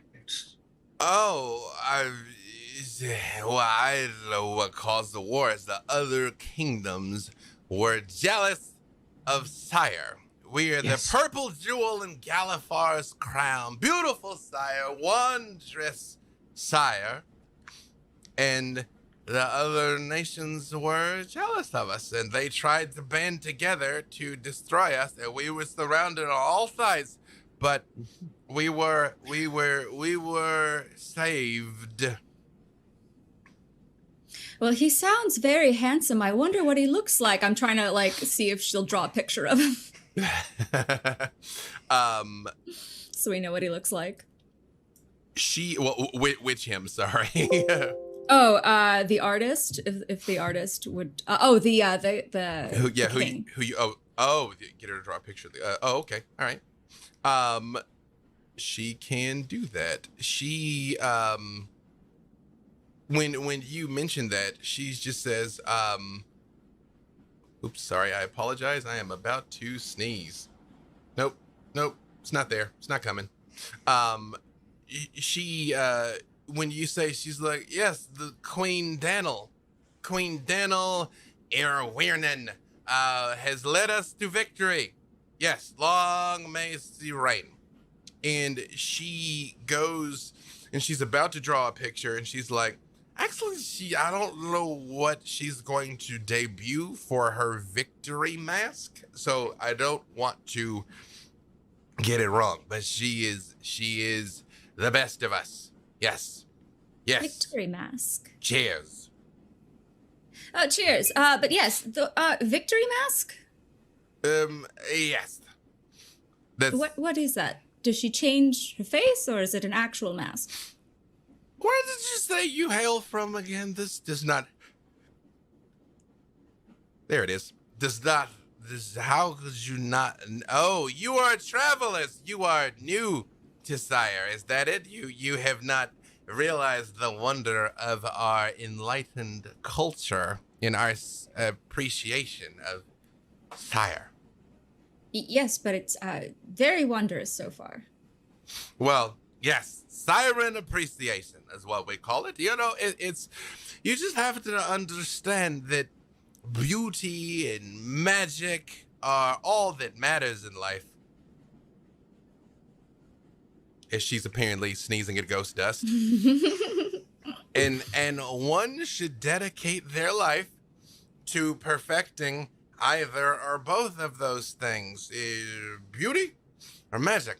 And you all are beautiful and probably magical too. So that is I understand why you will come here and want to fit in with us. Although, excuse me, and she does look at you, Desmond, and she's like, "Why do you smell like outside?" I always smell like outside. I could have some. I mean, I like it, but I feel like you're triggering my allergies. I could have some cologne brought up for you if you would like. Would that help your allergies? I don't know. We could try though. If you want to try to have it brought up, I'll consider it after it gets here. That same young man is there almost in an instant with a bottle that looks crystalline, with a little hose and a little like a little ball that he's holding in his hand, and he just points it at you and he's like, "Shall I, sir?" And he's just thinking about it. Just, man, I see the bottle. He's like, "Perhaps and he does extend it to you, and he's like, "Perhaps a dab upon your wrist to see if it agrees with your." And just kind of like pick up the bottle to smell it. It does smell sweet, but not disgustingly so. It smells like flowers, like roses. He feels like very worried about this. So, is there anything like tainted about it? Can I sense that? Give me a perception check. 15. All indicators are it's just a very expensive bottle of perfume. And the crystal is very nice. You can see that it is woven out of silk threads. It's not necessarily clear how this device is going to get the cologne onto you, but seems to be what she's saying it is. If I remember correctly, we all know that this train is full of dead people.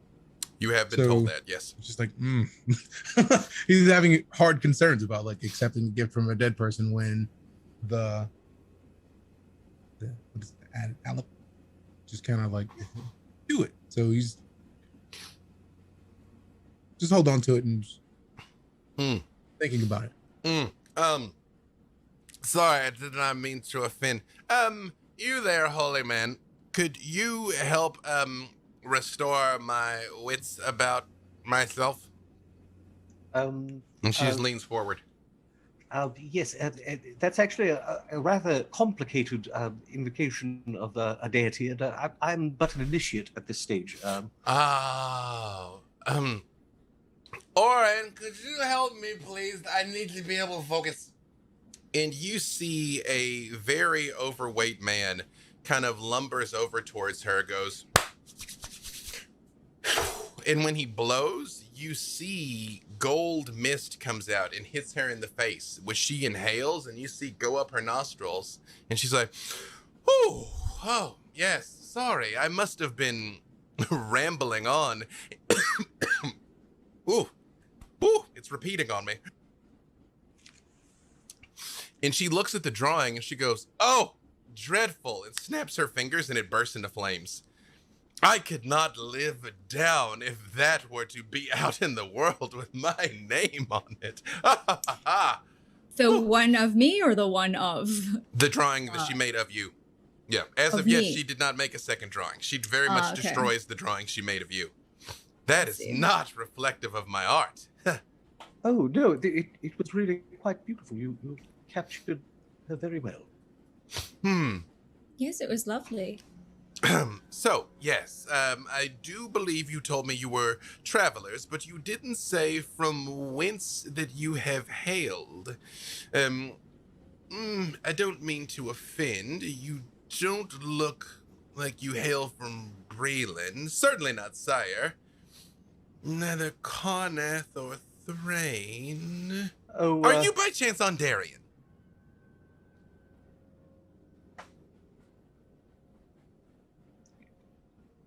You've not heard of a place called Riverless, have you? Which is where Uriah is actually from. Is it along the coast? It's a small and out-of-the-way settlement. I'm sure you wouldn't have heard of it. Yeah. Well, you've made it here today, so there you have it.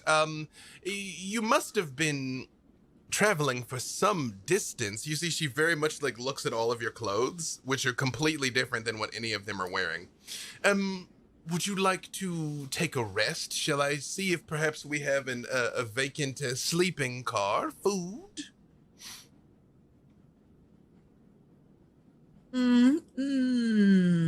Well, could we keep going that way? And I point toward where we were trying to go.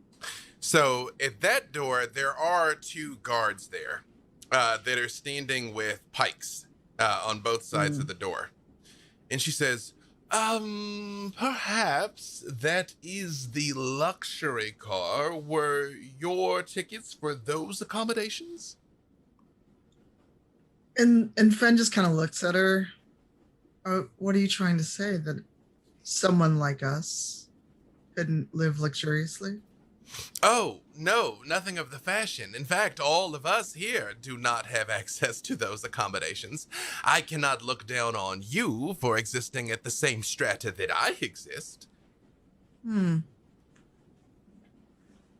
don't know. Oh, sorry, please go ahead. That's okay. Fen makes a show of patting her pockets looking for a ticket. I would like to press the digitate an illusion of one into it. When you hold that up, she goes, "Oh, you were not without some skill. Wonderful. Let me try." And you see she holds her hands up, and Finn's hair appears perfectly on her.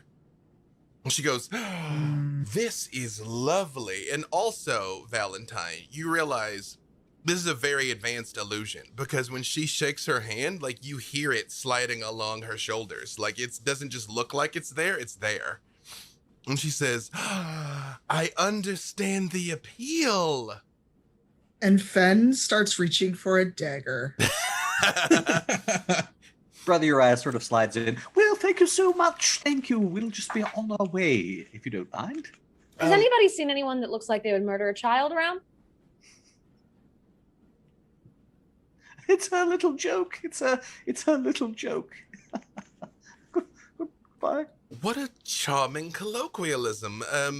No, I've not seen any such thing. No. Can I just see if I think she's lying? Yep, absolutely. Is it perception, I assume? Mm-hmm. All right. Insight is what would let you know if she's 17. lying. No, she doesn't seem to be hiding anything from you, although you do realize, during your vision, you saw children with their families, but here on board the train, you have not seen any. Did I see any of the people that we have seen? Yes, especially now that you've seen the people in steerage and that you've seen here. Yeah, these are the faces of those people that were on the platform. And did any of them in particular have children previously? Yes, a couple of the people in this room did. Pull a little history, because I do have knowledge from past life that I can technically add a D6 to ability check. It was a profound vision, and you also have Tregram with their record of it as well. So it's some of these people had children with them, but there's no children in here. I'll approach one of them that's supposed to have a child. Mm-hmm. You see a man sort of looks up and is drinking what looks like there's a purplish liquid in his cup that looks like a teacup made out of a very fine porcelain with a gold rim. And you smell it, and it smells very sweet. And he goes, "Hello, hi." Hi, Valentine. I'll just extend a hand. Wallaby. Pleasure. We've been on the train for a little bit. I feel like I've encountered you before. And he very much looks you up and down, and he's like, perhaps at one of the balls? Possibly. Now, I'm sorry, you have a child, don't you? Yes, my little man. Oh, is he with you? Yeah. But he was just, he must have run off. Oh.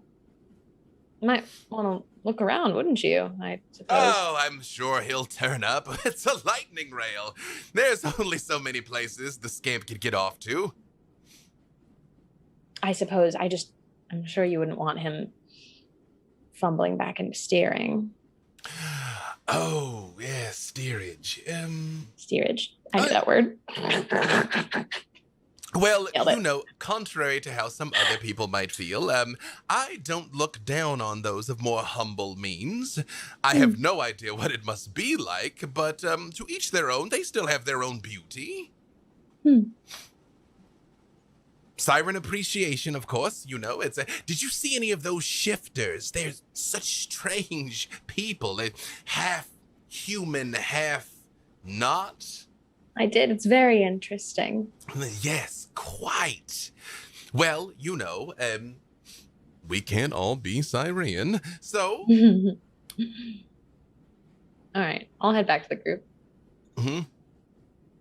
Meanwhile, Uriah is trying to deflect any further questions with, you did say that you might be able to redo that portrait you did of my friend Nahara. Now that your skills are not dulled by drink, although I have to say that the original was amazing. I could scarce believe what you might be able to do with all your faculties. Oh, yes. Well, I feel like the lighting is all wrong in here, but perhaps if I can locate my materials, I might be able to paint your portrait, yes. It would be lovely. Can anybody cast light? Because I cannot. I suppose I could. Uriah just sort of stands to one side and becomes a ring light, essentially. You see, she does go into that same room, and she pulls out an easel, and she puts a blank, it's the word for a thing before you paint on it. Canvas. Canvas. That's the word I'm looking for. You would think all the time I spend using Canva, I'd remember the word canvas, and yet. She puts it down, and you see out of the bag various paints float up and just kind of orbit around her, but not even in containers, like globs of paint in midair. And she's like, if you would. And she starts painting. This time, she did what she did before, literally in seconds. This takes about 5 minutes as she is painting. And she's like, I'm posing very regally. Yeah. Uriah just sort of lets a little whimper out as he feels his protection from evil disappear. It's true. Valentine just slowly moves right next to you again. It's the strangest thing. And she's like, there. Perfect. It is you. And she turns it around. Nahara. It is you. But it's not this you. You see yourself standing in on a cobblestone street, surrounded by a town that you don't recognize. You look almost saintly and at peace, with your wings out behind you, but your wings are brilliant white. And out of the shadows, you can make out people that are coming towards you, but none of them are distinct. It's like a spotlight is on you and everything else around you is cast into darkness.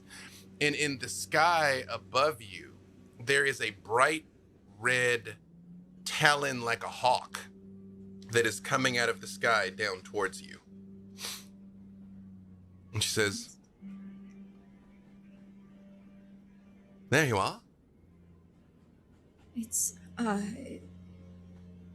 beautiful. May I ask you, what inspired you to portray me in this setting? Oh, it is you. I'm gifted in such a way that I can see people's innermost selves in a way that they themselves often cannot see. And she sort of trails off and looks at Valentine when she says that. Could you tell me where this is? It's you. Presumably you know. Right. Yes, of course. Thank you. This is beautiful. It is the least I could do to commemorate such a fabulous beauty for all time. Now you will always exist in youth and beauty. Yes. Yes. Thank you. This is rather remarkable. She looks both ways and she says, I would recommend that you hold on to that for at least 50 years. The value will only increase, but should death find me earlier and you are able to make coin for yourself, then so be it. We have to look out for each other, do we not? I would never dream of selling this. And she just sort of smiles and she's like, would anyone else like such a portrait, or do you have to be about your business?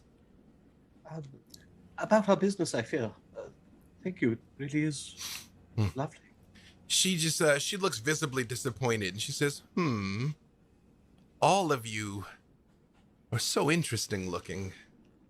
But she just sort of like motions her hand and you see all of the paints just sort of like float back down into their containers. And she says, perhaps later. I fear we will have quite a long voyage, and we may have time for such things. Oh, I will say, they do engage in games of chance in the next car. In many of them are of advanced proficiency. They often pretend like they don't know what they're doing, but that is only a ploy to get to your silver. Thank you. Thank you so much for your advice and your skill. Why are you Yes. so nervous, sir? And she very much comes close to you, and she just puts her hands on your shoulders, and she's like, we have excellent masseuses if you would like to be loosened up, or perhaps have a drink. You look like you've seen a ghost. Yes, I've been getting that a lot recently. Good day. I never understood men of the cloth.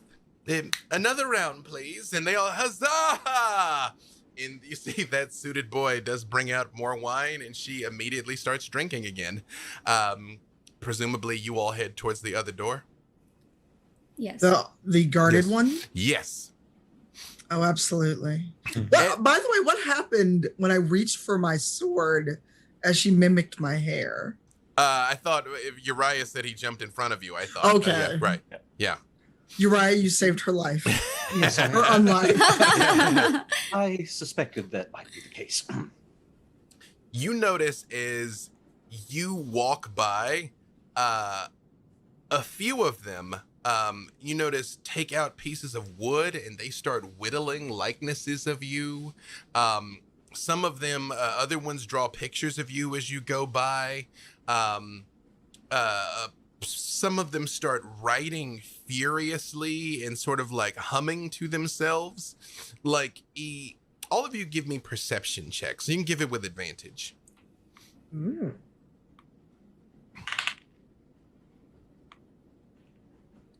I will keep the 19 that I got. Perfect. 17. 17. 17 for me as well. 17.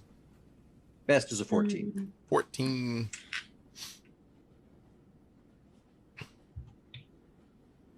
Uh, 11 at best. Valentine's mind is elsewhere, as you're still tumbling through that thing about the children. Yeah. But you all, just the rest of you, pretty much realize they're just making breathtaking works of art in real time.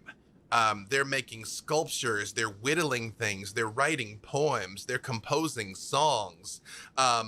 One young man stands up and begins doing an interpretive dance, which you recognize that you're like, oh, that's how Nahara moves. Oh, that's Desmond. That's interesting. That's Valentine. Like, you just see all of them expressing you all in very true but very different ways as you're just making your way through here.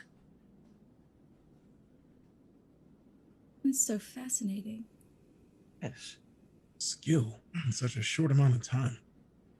Yes, there are worse ways to spend eternity, I suppose. True. It's a little disconcerting, though. We've only been here a short time. Or have we? That, I think, is an amazing question. Again, oh, sorry, go ahead. Does anyone have any idea how we're going to get past these armed guards? Well, we could step back and you could do your thing, Uriah. My thing? Turn. Oh, Yes. I suppose that might work, but if it doesn't, we'll be in the thick of it, won't we? True. Anybody Also- else got an idea? I will just say one other thing with that perception check. Again, these people also seem nervous, but they very much are like, I'm sure it's fine. Like, that's very much the vibe you get. That it's like, yeah, there's a tornado warning, but the tornado's not going to hit here type thing. Like, we're good. Don't worry about it. Whereas in steerage, they were absolutely panicked. That like, oh no, death is imminent. These ones here are like, it's probably all right. Don't worry about it. You know, like, we're just going to have a drink, relax. You know, we'll be, you know, we'll arrive before you know it, and we'll be home before you know it. Yep.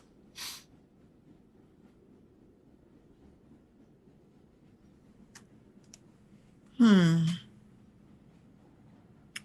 don't Look think at we have too many Desmond. other options. Well, we don't want to stay here just drinking and frittering away our time, do we? I mean, there's worse ways. True, but we do have a mission. And also, this is, however we got here, this isn't normal. Yes, and So how our do friend we get isn't back? with us. That is true. Tatiana is not here. Sure. And when Nahara says that, Valentine, Tregram sort of perks up in your mind. Well, I do so appreciate when someone asks all of the important questions. Surely you must have realized by now why your friend is not here. No? No. I suppose that makes sense. You've had your hands very much full today. I've had nothing to do but ponder the existential reality of the mess we find ourselves in. I'm hoping that we just got split up here in some capacity. Is she not on this lightning thing? No, she's nowhere aboard this lightning rail. Where is she? As far as I can tell, and I can tell very far, she's still in Dilmunster. Is she okay? Well, I am purely theorizing here, but you know that elemental power that drives this thing? Yes, I noticed that it was similar At to Tatiana's abilities. At first, I thought perhaps it did not agree with her. You know, like when two things that are too similar come together and are driven apart. Quite unlike us. Our similarities are our strengths, Valentine. Oh, I'm theorizing that the elementals themselves may not have allowed her aboard. Perhaps they were trying to protect her from something. At least as much as I can theorize.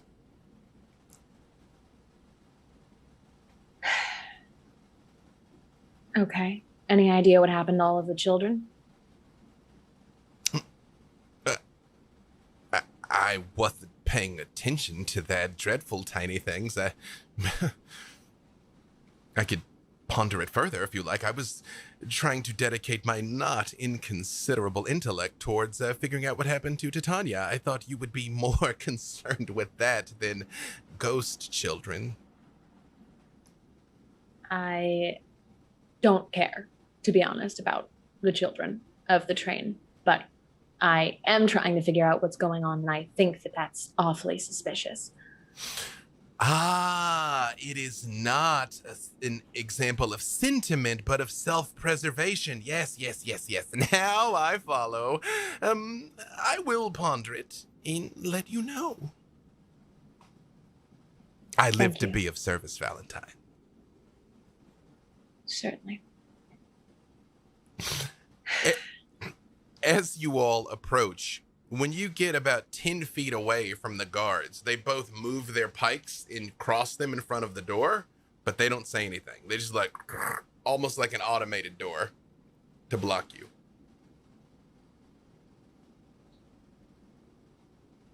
Yes? Is there someone in any capacity around it? Oh, there's two guards. somebody Like you can pushing it. you can Yeah, the guards see. push it, yeah. yeah. They move their pikes just to kind of block Right. it. Okay. Mhm. Yes. Oh, Valentine, you were holding everyone's tickets, weren't you? I mean, I can try this again. And one of them, when you say that, the one of them that has the hand that isn't holding the pike does just hold his ticket out, and he's like, "Tickets." I'll press to digitize. He's not gonna be able to touch them though. If does he need to just like? Does he look like he wants me to hand them to him, or I can just flash them at him? Yeah, he's definitely reaching out for a ticket. Yeah. Okay, then I will cast Charm Person on one of them. The one asking me for tickets. Give me a wisdom check. Just wisdom. Right? That is a 17 on the die, but I'm flat on wisdom, so it's a 17. You know you can't charm a ghost. Right. Okay. Then I will communicate telepathically to Brother Uriah and say it would be very, very obvious if I hand them an illusion of tickets and I can't charm them because, well, they're dead. Perhaps just, and back in telepathically, perhaps just to stand further away and hold your tickets up and act like an impatient rich person? Can do. I'm excellent at being an impatient rich person. I'll do exactly as Brother Uriah instructed. I'll just flash them impatiently and like adjust my fancy necklaces. Give me performance. 17? They sort of like look at each other for a second and they're like, we still need to see the tickets, ma'am. I flashed them, the tickets, in the prestidigitation. I say, do you have any idea who this is?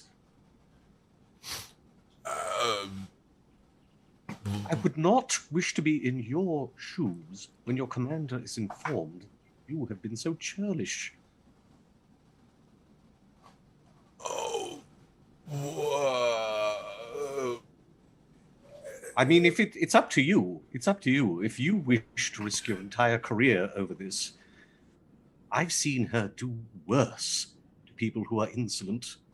You'll be lucky if you're not peeling potatoes or whatever it is soldiers do when they're being punished.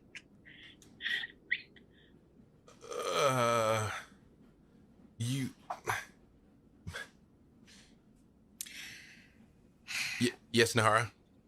At this they point, very much look at each other. Like, I mean, like, they don't say anything to each other, but they are going to look at you, look at each other, look at you, look at each other. Like, they're very much like, is this someone we should know or are we being conned? But they are clearly debating it without saying a word. And yes, Nahara? at this point, I'm just like done, and I put on Form of Dread and look into like their eyes and really intimidatingly try to drop my voice as far as a Nahara can and say, "You need to let us pass now." Give me intimidation. Mm-hmm. There's a 17 on the die plus 5, 22. The one who hadn't said anything yet says, you will put in a good word with the commander on the other side. That we kept a strong eye on things over here, right? Well, that all depends on the next 5 seconds, won't it? They slide their pikes out of the way, and one of them takes the edge of it and bangs on the door like boom, boom, boom, boom, like it's definitely a pattern knock, and waits. And he's like, Please enjoy your stay on board the Sire 1313 luxury accommodations. Thank you. And you see a moment later, you hear one of the ones that was crafting a song on a drum starts gently tapping out the special knock, and they kind of look at each other and nod. And now they know it. Brilliant. But the door slides open and they stand out of the way.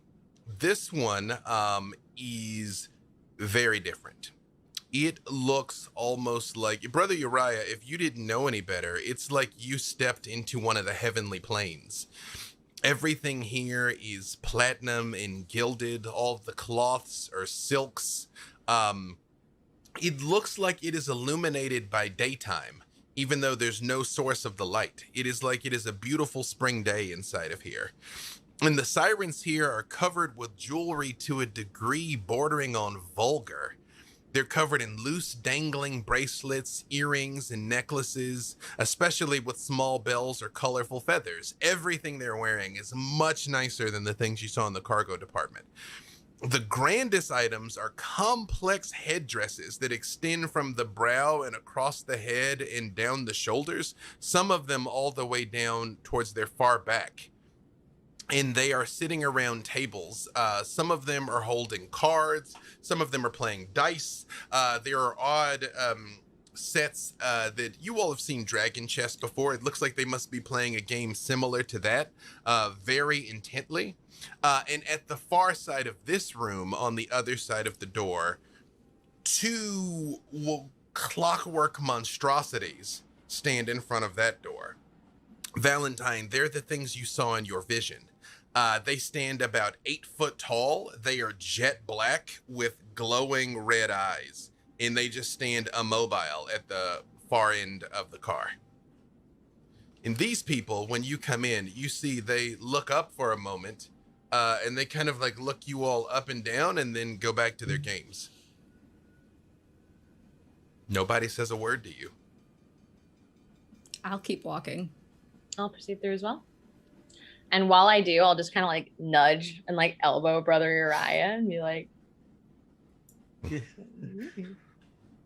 Brother Uriah, just as a force of habit, if it's not still active, he'll use another use of Eyes of the Grave, just to confirm what we already suspect. Yep, they are all dead. And even these clockworks ahead of you resonate as dead. They don't feel like constructs. They feel like ghosts also. However, there is an incredible malevolence on the other side of that door. It is painfully, heartbreakingly evil. I will inform the others of that, just sort of, yeah, I think what we're seeking is on the other side of that door, but this oddest thing, the constructs seem to detect as undead. It raises all sorts of metaphysical questions. Do constructs have souls? If it's possible for them to have spirits, then and he's just sort of like dissolves off into that sort of. As you say that, an older looking woman with one of these headdresses looks up and she says, "Oh, those are Warforged, darling. Of course they have souls. We create them. We sirens developed Warforges to begin with." Constructs with sentience? Yes, they would not be good soldiers if they weren't capable of comprehension and cognition.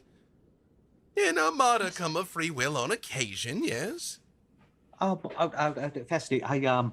I guess I had always thought of the Warforged as tools. Yes, they are tools. They're simply self-aware tools. Think about it. What good is you can swing a hammer, but imagine if the hammer were capable of determining the proper angle, the right amount of force to provide. They do all manners of things. Some of them scout, and of course they're fearsome in battle, but cook, clean, anything beneath us, they do. Yes. You hail from a land where you haven't seen a Warforged. How quaint. Oh, yeah. Well, I've seen them, of course. I just thank you for enlightening me. Yes. Yes, I live to spread the light of Sire across the world. Hmm. Yes. And she turns and looks at all of you and she says, "Are you all lost?" No. But we are trying to get out of here. She points back towards the door that you just came through, back towards the standard cart. She's like, "I believe your accommodations are probably that way. It is unlikely you have business there." And what makes you think that? As my form of dread is still very much on. And honestly, she seems like she has not flinched. You look like this eldritch abomination, and she seems unfazed. And she just, gently pushes back one of her silken sleeves, and you see she's got a mark on her that sort of goes up her arm. Actually, let me just show you here. I will attempt to describe, but I will show you. It is the bottom one in what I'm about to send you here. Whoops. Oh, yes, there we go. It looks like it is a purplish and violet, almost spider web pattern that goes all the way up her forearm, up to her shoulder, which I think that image did not come through for you, did it? Oh, I've got What it. did? Oh, it did? Good. Excellent. The bottom one is what it looks like on her arm. And she just like tilts her head for a moment, like, fully expecting that to mean something to you. It does not. Well, I suppose it could. Give me a history check. Let's see. Fate has smiled upon all of you before. History or I get advantage with history. How do I roll? So we're all this? running history here? If you're How do I using do- D&D Beyond, you right click and choose roll with Oh. advantage. Ooh, 21. Anyone? So that's a natural 20. A natural 20. I got an 18. I've got a dirty 20. Look at the thing. It's the first time I'm using this today, and look at what I got. I don't have it in front of me. Is it a Ooh, natural oh, 20? I see you. It was a 1 and a 20. But when I said click on it, it went off the screen. And I'm No, like, I I see believe it. you. I believe you. Brother Uriah and Finn, you all arrive at two different but true conclusions. Brother Uriah, you realize this mark on her skin is not a tattoo. It's more like a birthmark. It's a part of her. But it resonates with its own magic. Even in her current undead state, it still gives off power of its own. Finn, you realize this shadow mark is not just a source of power, but it reminds you of the Underdark. It reminds you when everything was darkness and shadow and secrecy and duplicity and espionage.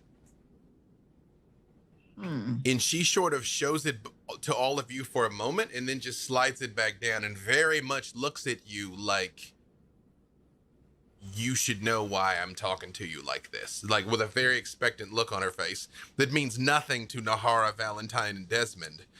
But I will also say, Uriah and Finn, you all recognize that mark is a very big deal. That she's not just like these other Syrians. She's important for some other reason as well. And that to be in this combination, we all should have a similar mark, is what I'm gathering. You get the distinct impression that if you've got one, she expects you to show it to her. Well, that's a slight problem.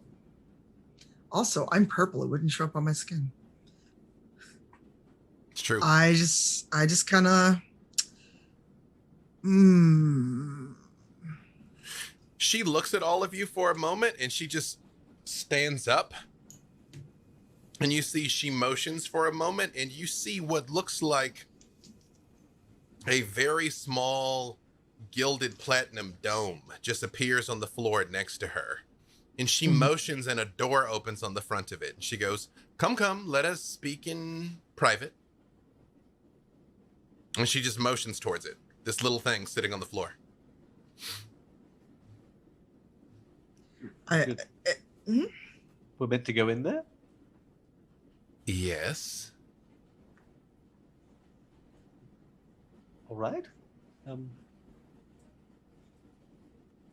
Uriah will very cautiously sort of step forward, making sure that the others are going to be following him. As you lean forward and peer through the door, on the other side of it, you see a lavish mansion. This dome is maybe 3 feet across on the front. It is a magnificent, Magnificent yeah, mansion. it's Really. a magnificent mansion. Yes. And Uriah will do the Doctor Who thing of also saying, it's bigger on the inside. It is in fact smaller on the outside. Yes. Do you go in? Yeah, Uriah sort of timidly steps forward.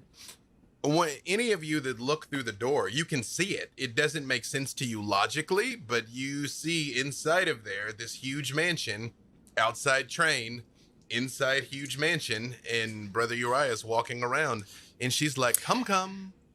Yeah, this is no brainer for me. I'm going mansion. Mm-hmm. I shrug and go, here we go again. And follow through. True. And follow Finn. Valentine, do you go through also? I'll follow. She walks in and closes the door behind her. And she looks and she's like, you all are not Syrian. You also do not have the bearing of anyone from any of the 5 kingdoms. Are you here with the last passenger? You don't know who that is. Who is the last passenger? She looks at you for a moment and she just sort of nods and she says, Blast, you don't know. No, but this is significant. You strangers, have you come to kill him? Yes. Oh, yes. Is he the one that Yes. harmed the child? I'm sure he's harmed a number of children in his time, if it is who I think it is. She looks both ways and she says, I'm going to have to hazard some uncharacteristic honesty. But I assure you, should you cross me, my vengeance will be swift and thorough. Do you all understand? I respect that. Yeah. I do not know for certain who it was they brought on board this train. But if my theory is correct, he means great ill for sire. Ill that I myself have been very thoroughly compensated to prevent. When we were supposed to depart, they took everyone off the train. Not me, of course, but everyone else had to get off and stay off to the sides. Even we, here in the luxury accommodations, had to return to our abodes while they brought on the last passenger, and those abominable Warforged block the way. Soon after, we set out, but I fear if I do not get to the bottom of who that is and why they are on this train in particular before we arrive, I will never get to the bottom of it. We were only perhaps a day's travel from Sharn, where we set out. If I do not get to the bottom of this, he will be lost to me forever. Can you get us through that door, past the Warforged, was it? I should be able to temporarily incapacitate them, yes.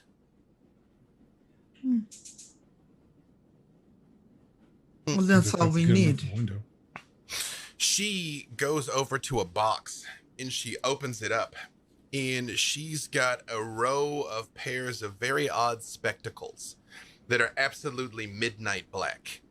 And they don't have the rims that go over your ears. It just looks like two little lenses that sit over your nose. And she motions with a hand, and they come out of the box, and one of them floats towards each of you. Put these on. It shall make it more difficult to confuse your senses. Confuse our senses? It will make sense soon, stranger. Of course. All right. How do I look? Breathtaking. One thing. You must under no circumstances mention my name or the fact that I have assisted you. We do not know your name, so that should be quite easy. That is why I have not given it. I think we can keep the promise then. What was this about harming a child? Another promise we made. You must be wary of those. They can become quite costly. Don't Yes. we know it? But when the promise is revenge, thoroughly worth it. One moment. Well, if that is exactly what they look like. Yes, perfect. All right, wait, hold. I have perfect ones.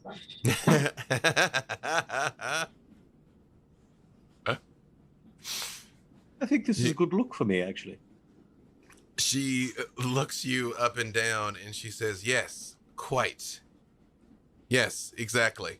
Perfect. She says, now listen, here is how we are going to do this. When you emerge from my abode here, I am going to shout for the guards to come forth and help me. When that happens, I will distract them and you all must make it through the door. These Warforged are quite adept at combat. I do not recommend you engage them if it can be avoided in any manner. Yes. I feel like some of us need to be told that once more. Engage the Warforged at your peril. Nope. We are fortunate Tatiana's not here because she would not take that advice. That's fair. What is a Tatiana? One of our friend of companions. Yes. Friends, companions. How colloquial. If we survive this, I would like to hear more about your homeland. Personally, I suspect that you are simply from one of the rival kingdoms, and this buffoonery is a facade to hide your true allegiances. I understand how often things like that must shift. I assure you, we are not, and we know nothing of this war or Warforged or Lightning Rails or any of this business. She takes a step forward and she looks at you and she says, I'm not sure what would be more concerning. The fact that you seem to be telling the truth, or that I could be in the presence of such a gifted liar. Oh, he doesn't have it in him to dissemble. She walks over to the door and she holds it and she takes a deep breath and she says, are you prepared to move? You will have to go quickly. Yes. Yes. And she turns and looks at all of you for a second, and then she looks at Desmond and she says, when I open this door, I shall request you shove me with some force, please. Ah, then. I will be a part of the distraction for the guards then. Fun. My plan will make more sense momentarily. Are you prepared? Yes. She swings open the door and she's like, guards, please help. And right when she finishes the word help, I just push her. Not as hard as I can, but really hard. Give me an athletics check with advantage. Ooh. Yay. I am proficient. Please be helpful. 23. You fling this woman across the board, across the room, and she crashes into one of the gaming boards. and you see the two warforged that were standing there do very much go eliminate intruders and start stumping forward. And she kind of fumbles over on the ground and stands up and says, "You shall not find me so easily defeated." And she claps her hand, and thick darkness envelops everything. You all, with the glasses, see an outline and light of everything. And the Warforge are very much coming your direction, but people are stumbling around and knocking into things, just dropped into blackness. Do I have any advantage on that as a drow? Oh, the glasses save you, because the glasses, you can see through it. Okay. Yep, everybody else is in pitch blackness. Magical pitch blackness. Would you all like to try and get past the Warforge? Immediately. Yes. ASAP. Very much All so. of you give me stealth, but with advantage. No. I know, Brother Uriah, I know. 22. Nat 20 on one of them. Nat 20. Ooh. 18. 18. My best is a 14. Okay. Luckily for you all, they rolled horrifically. So you all kind of scatter out through here, scrambling around. Brother Uriah still clinking shockingly loudly, but flagons are being knocked over and people are spitting and cursing that their games were ruined. Silver pieces are hitting the ground and clanging. And the Warforge walk right past you. And you see they stop, pick people up and put them right in their face, and then put them down, and pick people up and look right in their face and put them down, as they are heading towards the magnificent mansion. But you all do get past them to this gilded oaken door. You're not live. We're not done. No. Oh shit. Yes, Goodbye. please. Yes. This This- is what our funny. our patrons pay for. You know, Top notch Is it? content. You know- Is it? You know the best part of that? I super told her I would let her know when we were finished, and I was like, she's gonna bust in, and when she does, we're gonna say exactly that. And all of this happened. You knew it. There You know it us is. too well. You see what it's like behind the scenes. Yes. You all go and open the door, and on the other side, there is a person sitting in a high back chair with their back to you. If you are assassins, you will find me no easy quarry.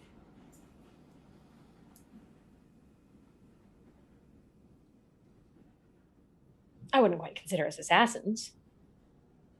Not really hit or assassinate or anything. No, that would imply that someone else is telling us what to do, and I thoroughly resent that. Yeah, same. Yeah. I have done what was necessary. We are the shadow, the border between light and darkness. We are not simply spies or assassins. We are agents of balance. And through our dance, we shape the future. And he turns around and looks at you, and he is covered absolutely head to toe in black. He is wearing leather robes that have small steel studs in them, and sleeves that go all the way down to his hands, and gloves on his hands. And on his face is a mask that looks like a hydra. There is a central snarling face with a ring of snarling faces across the top, and down under his chin, one face that looks very calm. And he's sitting there with his hands on the arm of the chair. If you are not assassins, then why are you here? We're travelers.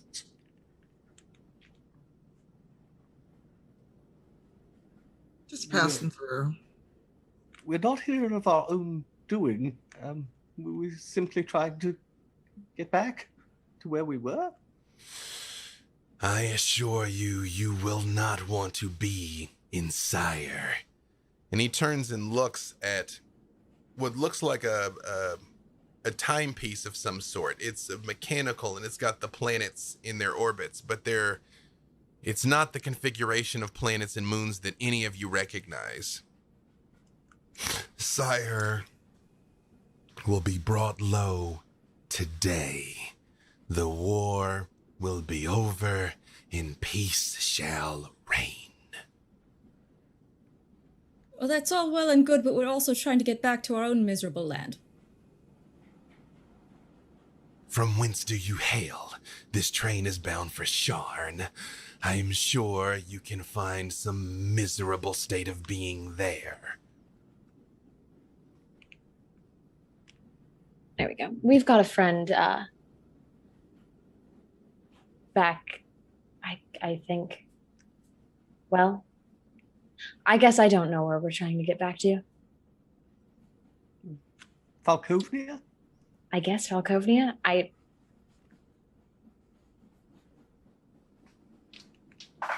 Uh-oh, dice are being rolled. Well, for once, here's on the other side of this equation. He got a natural 20 to know if he knew what a Falkovnia was. All right. When you say Falkovnia, he very much leans forward. You hear the creaking of the leather. And he says, "Such a place is real.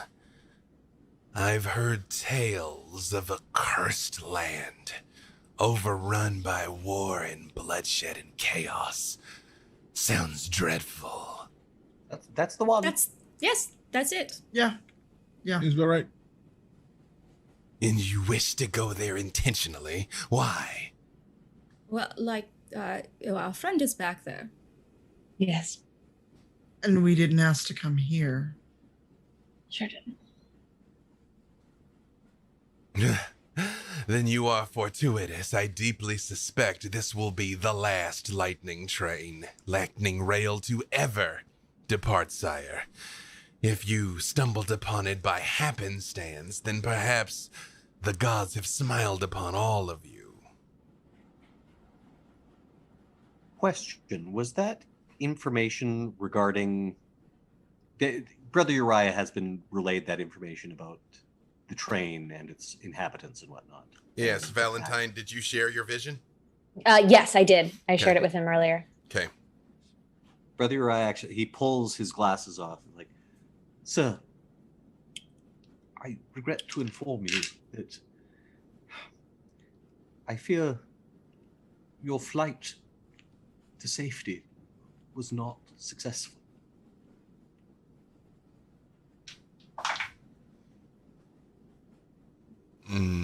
How? Is this a trick of some sort? I assure you, I am quite difficult to deceive. Look around you.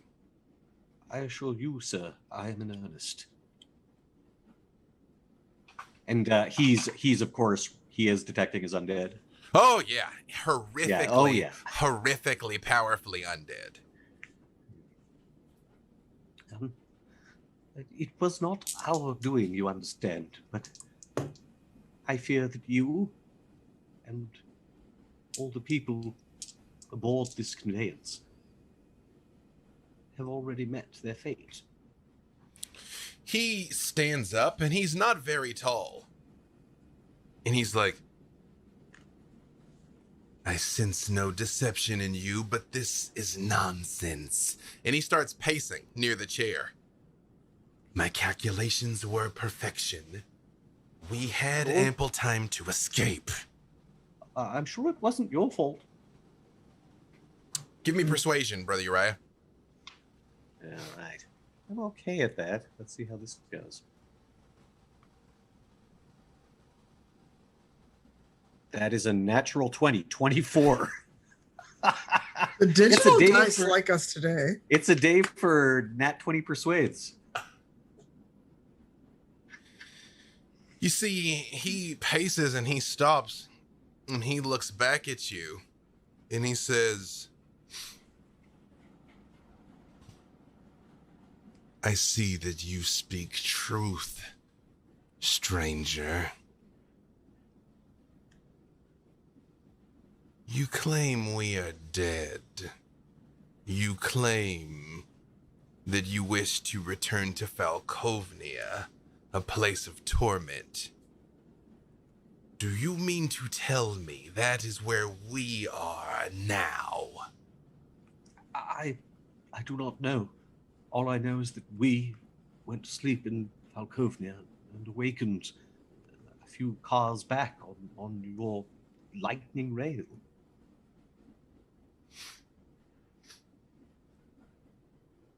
He leans and he sits back in the chair and he says, and we shall journey for eternity. My condolences.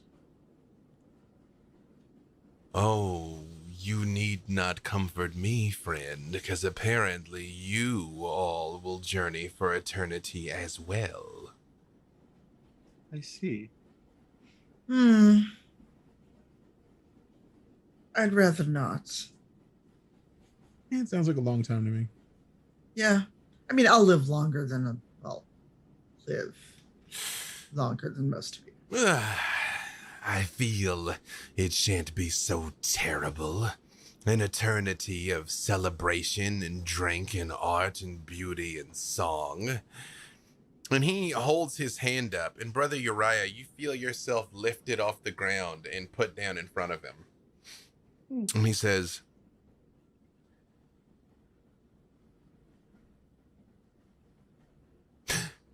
where I come from, people tremble before me. They hesitate to displease me. And yet you, so bravely, have shared with me the worst possible of tidings, that not only was my mission a failure, but that I am apparently damned by it. As I say, I'm sure it wasn't your fault. I thought you deserved the truth.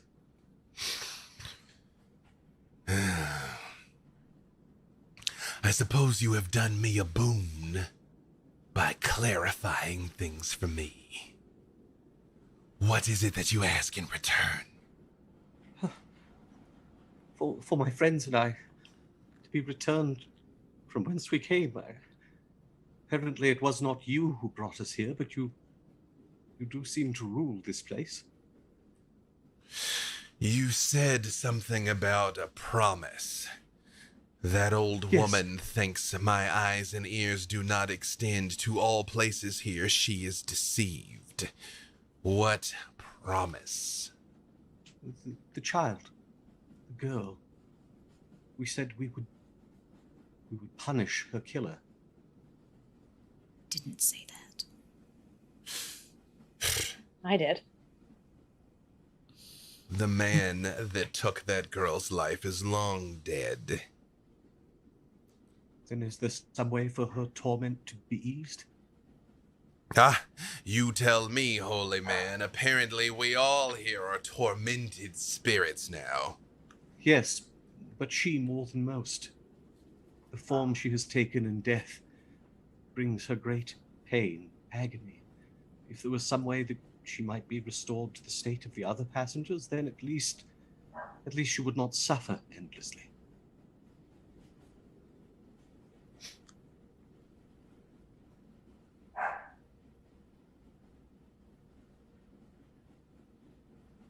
You see, he does just stroke the mask idly. And he says,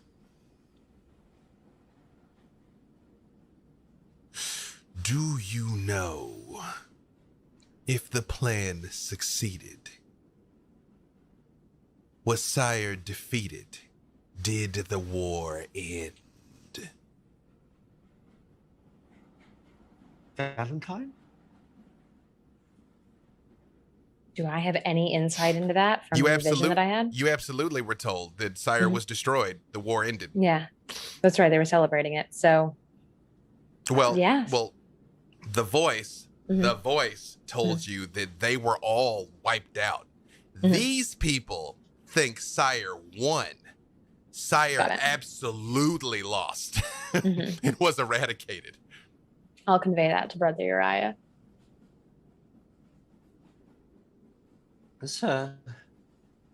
I am so very sorry, but it seems the war did end, and not in Sire's favor. He sits back and he says, then my task was fulfilled at least. We may know no peace, but Corvair will remain.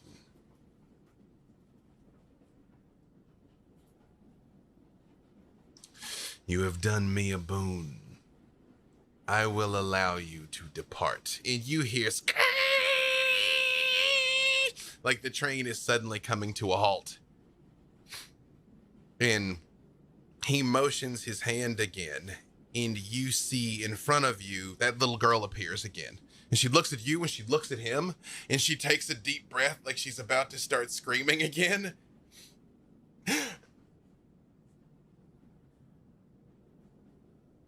Is that him?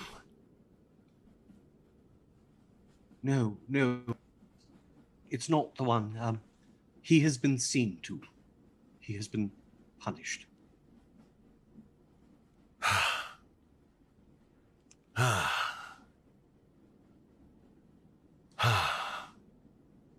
Can I go home then? Yes, I think so. You see, he turns and looks at her and he says, if what you say is true, her homeland is a place for ghosts now.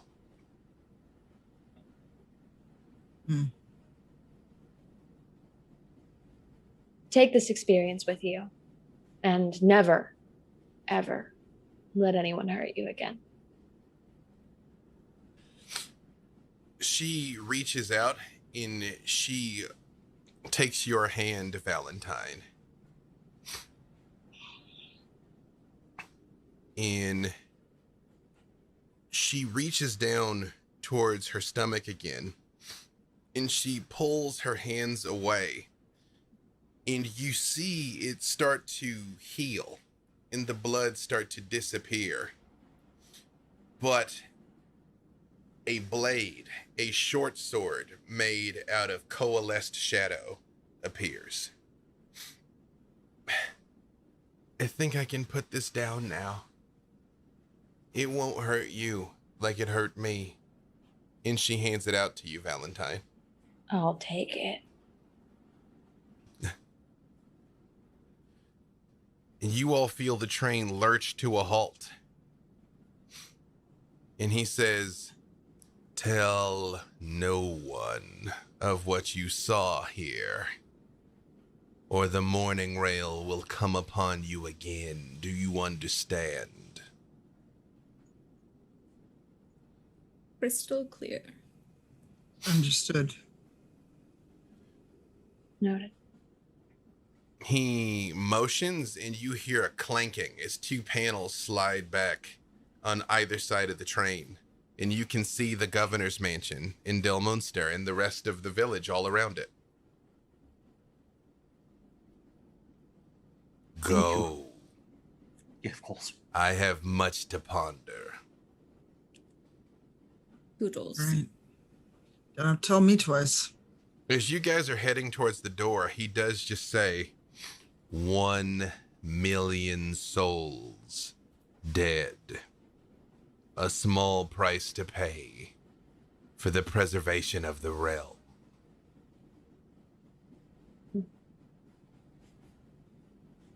And as you all go and step off the train, you are immediately back in the room in Del Munster and see Tatiana sleeping, snoring loudly on the floor. And that is a good place for us to stop.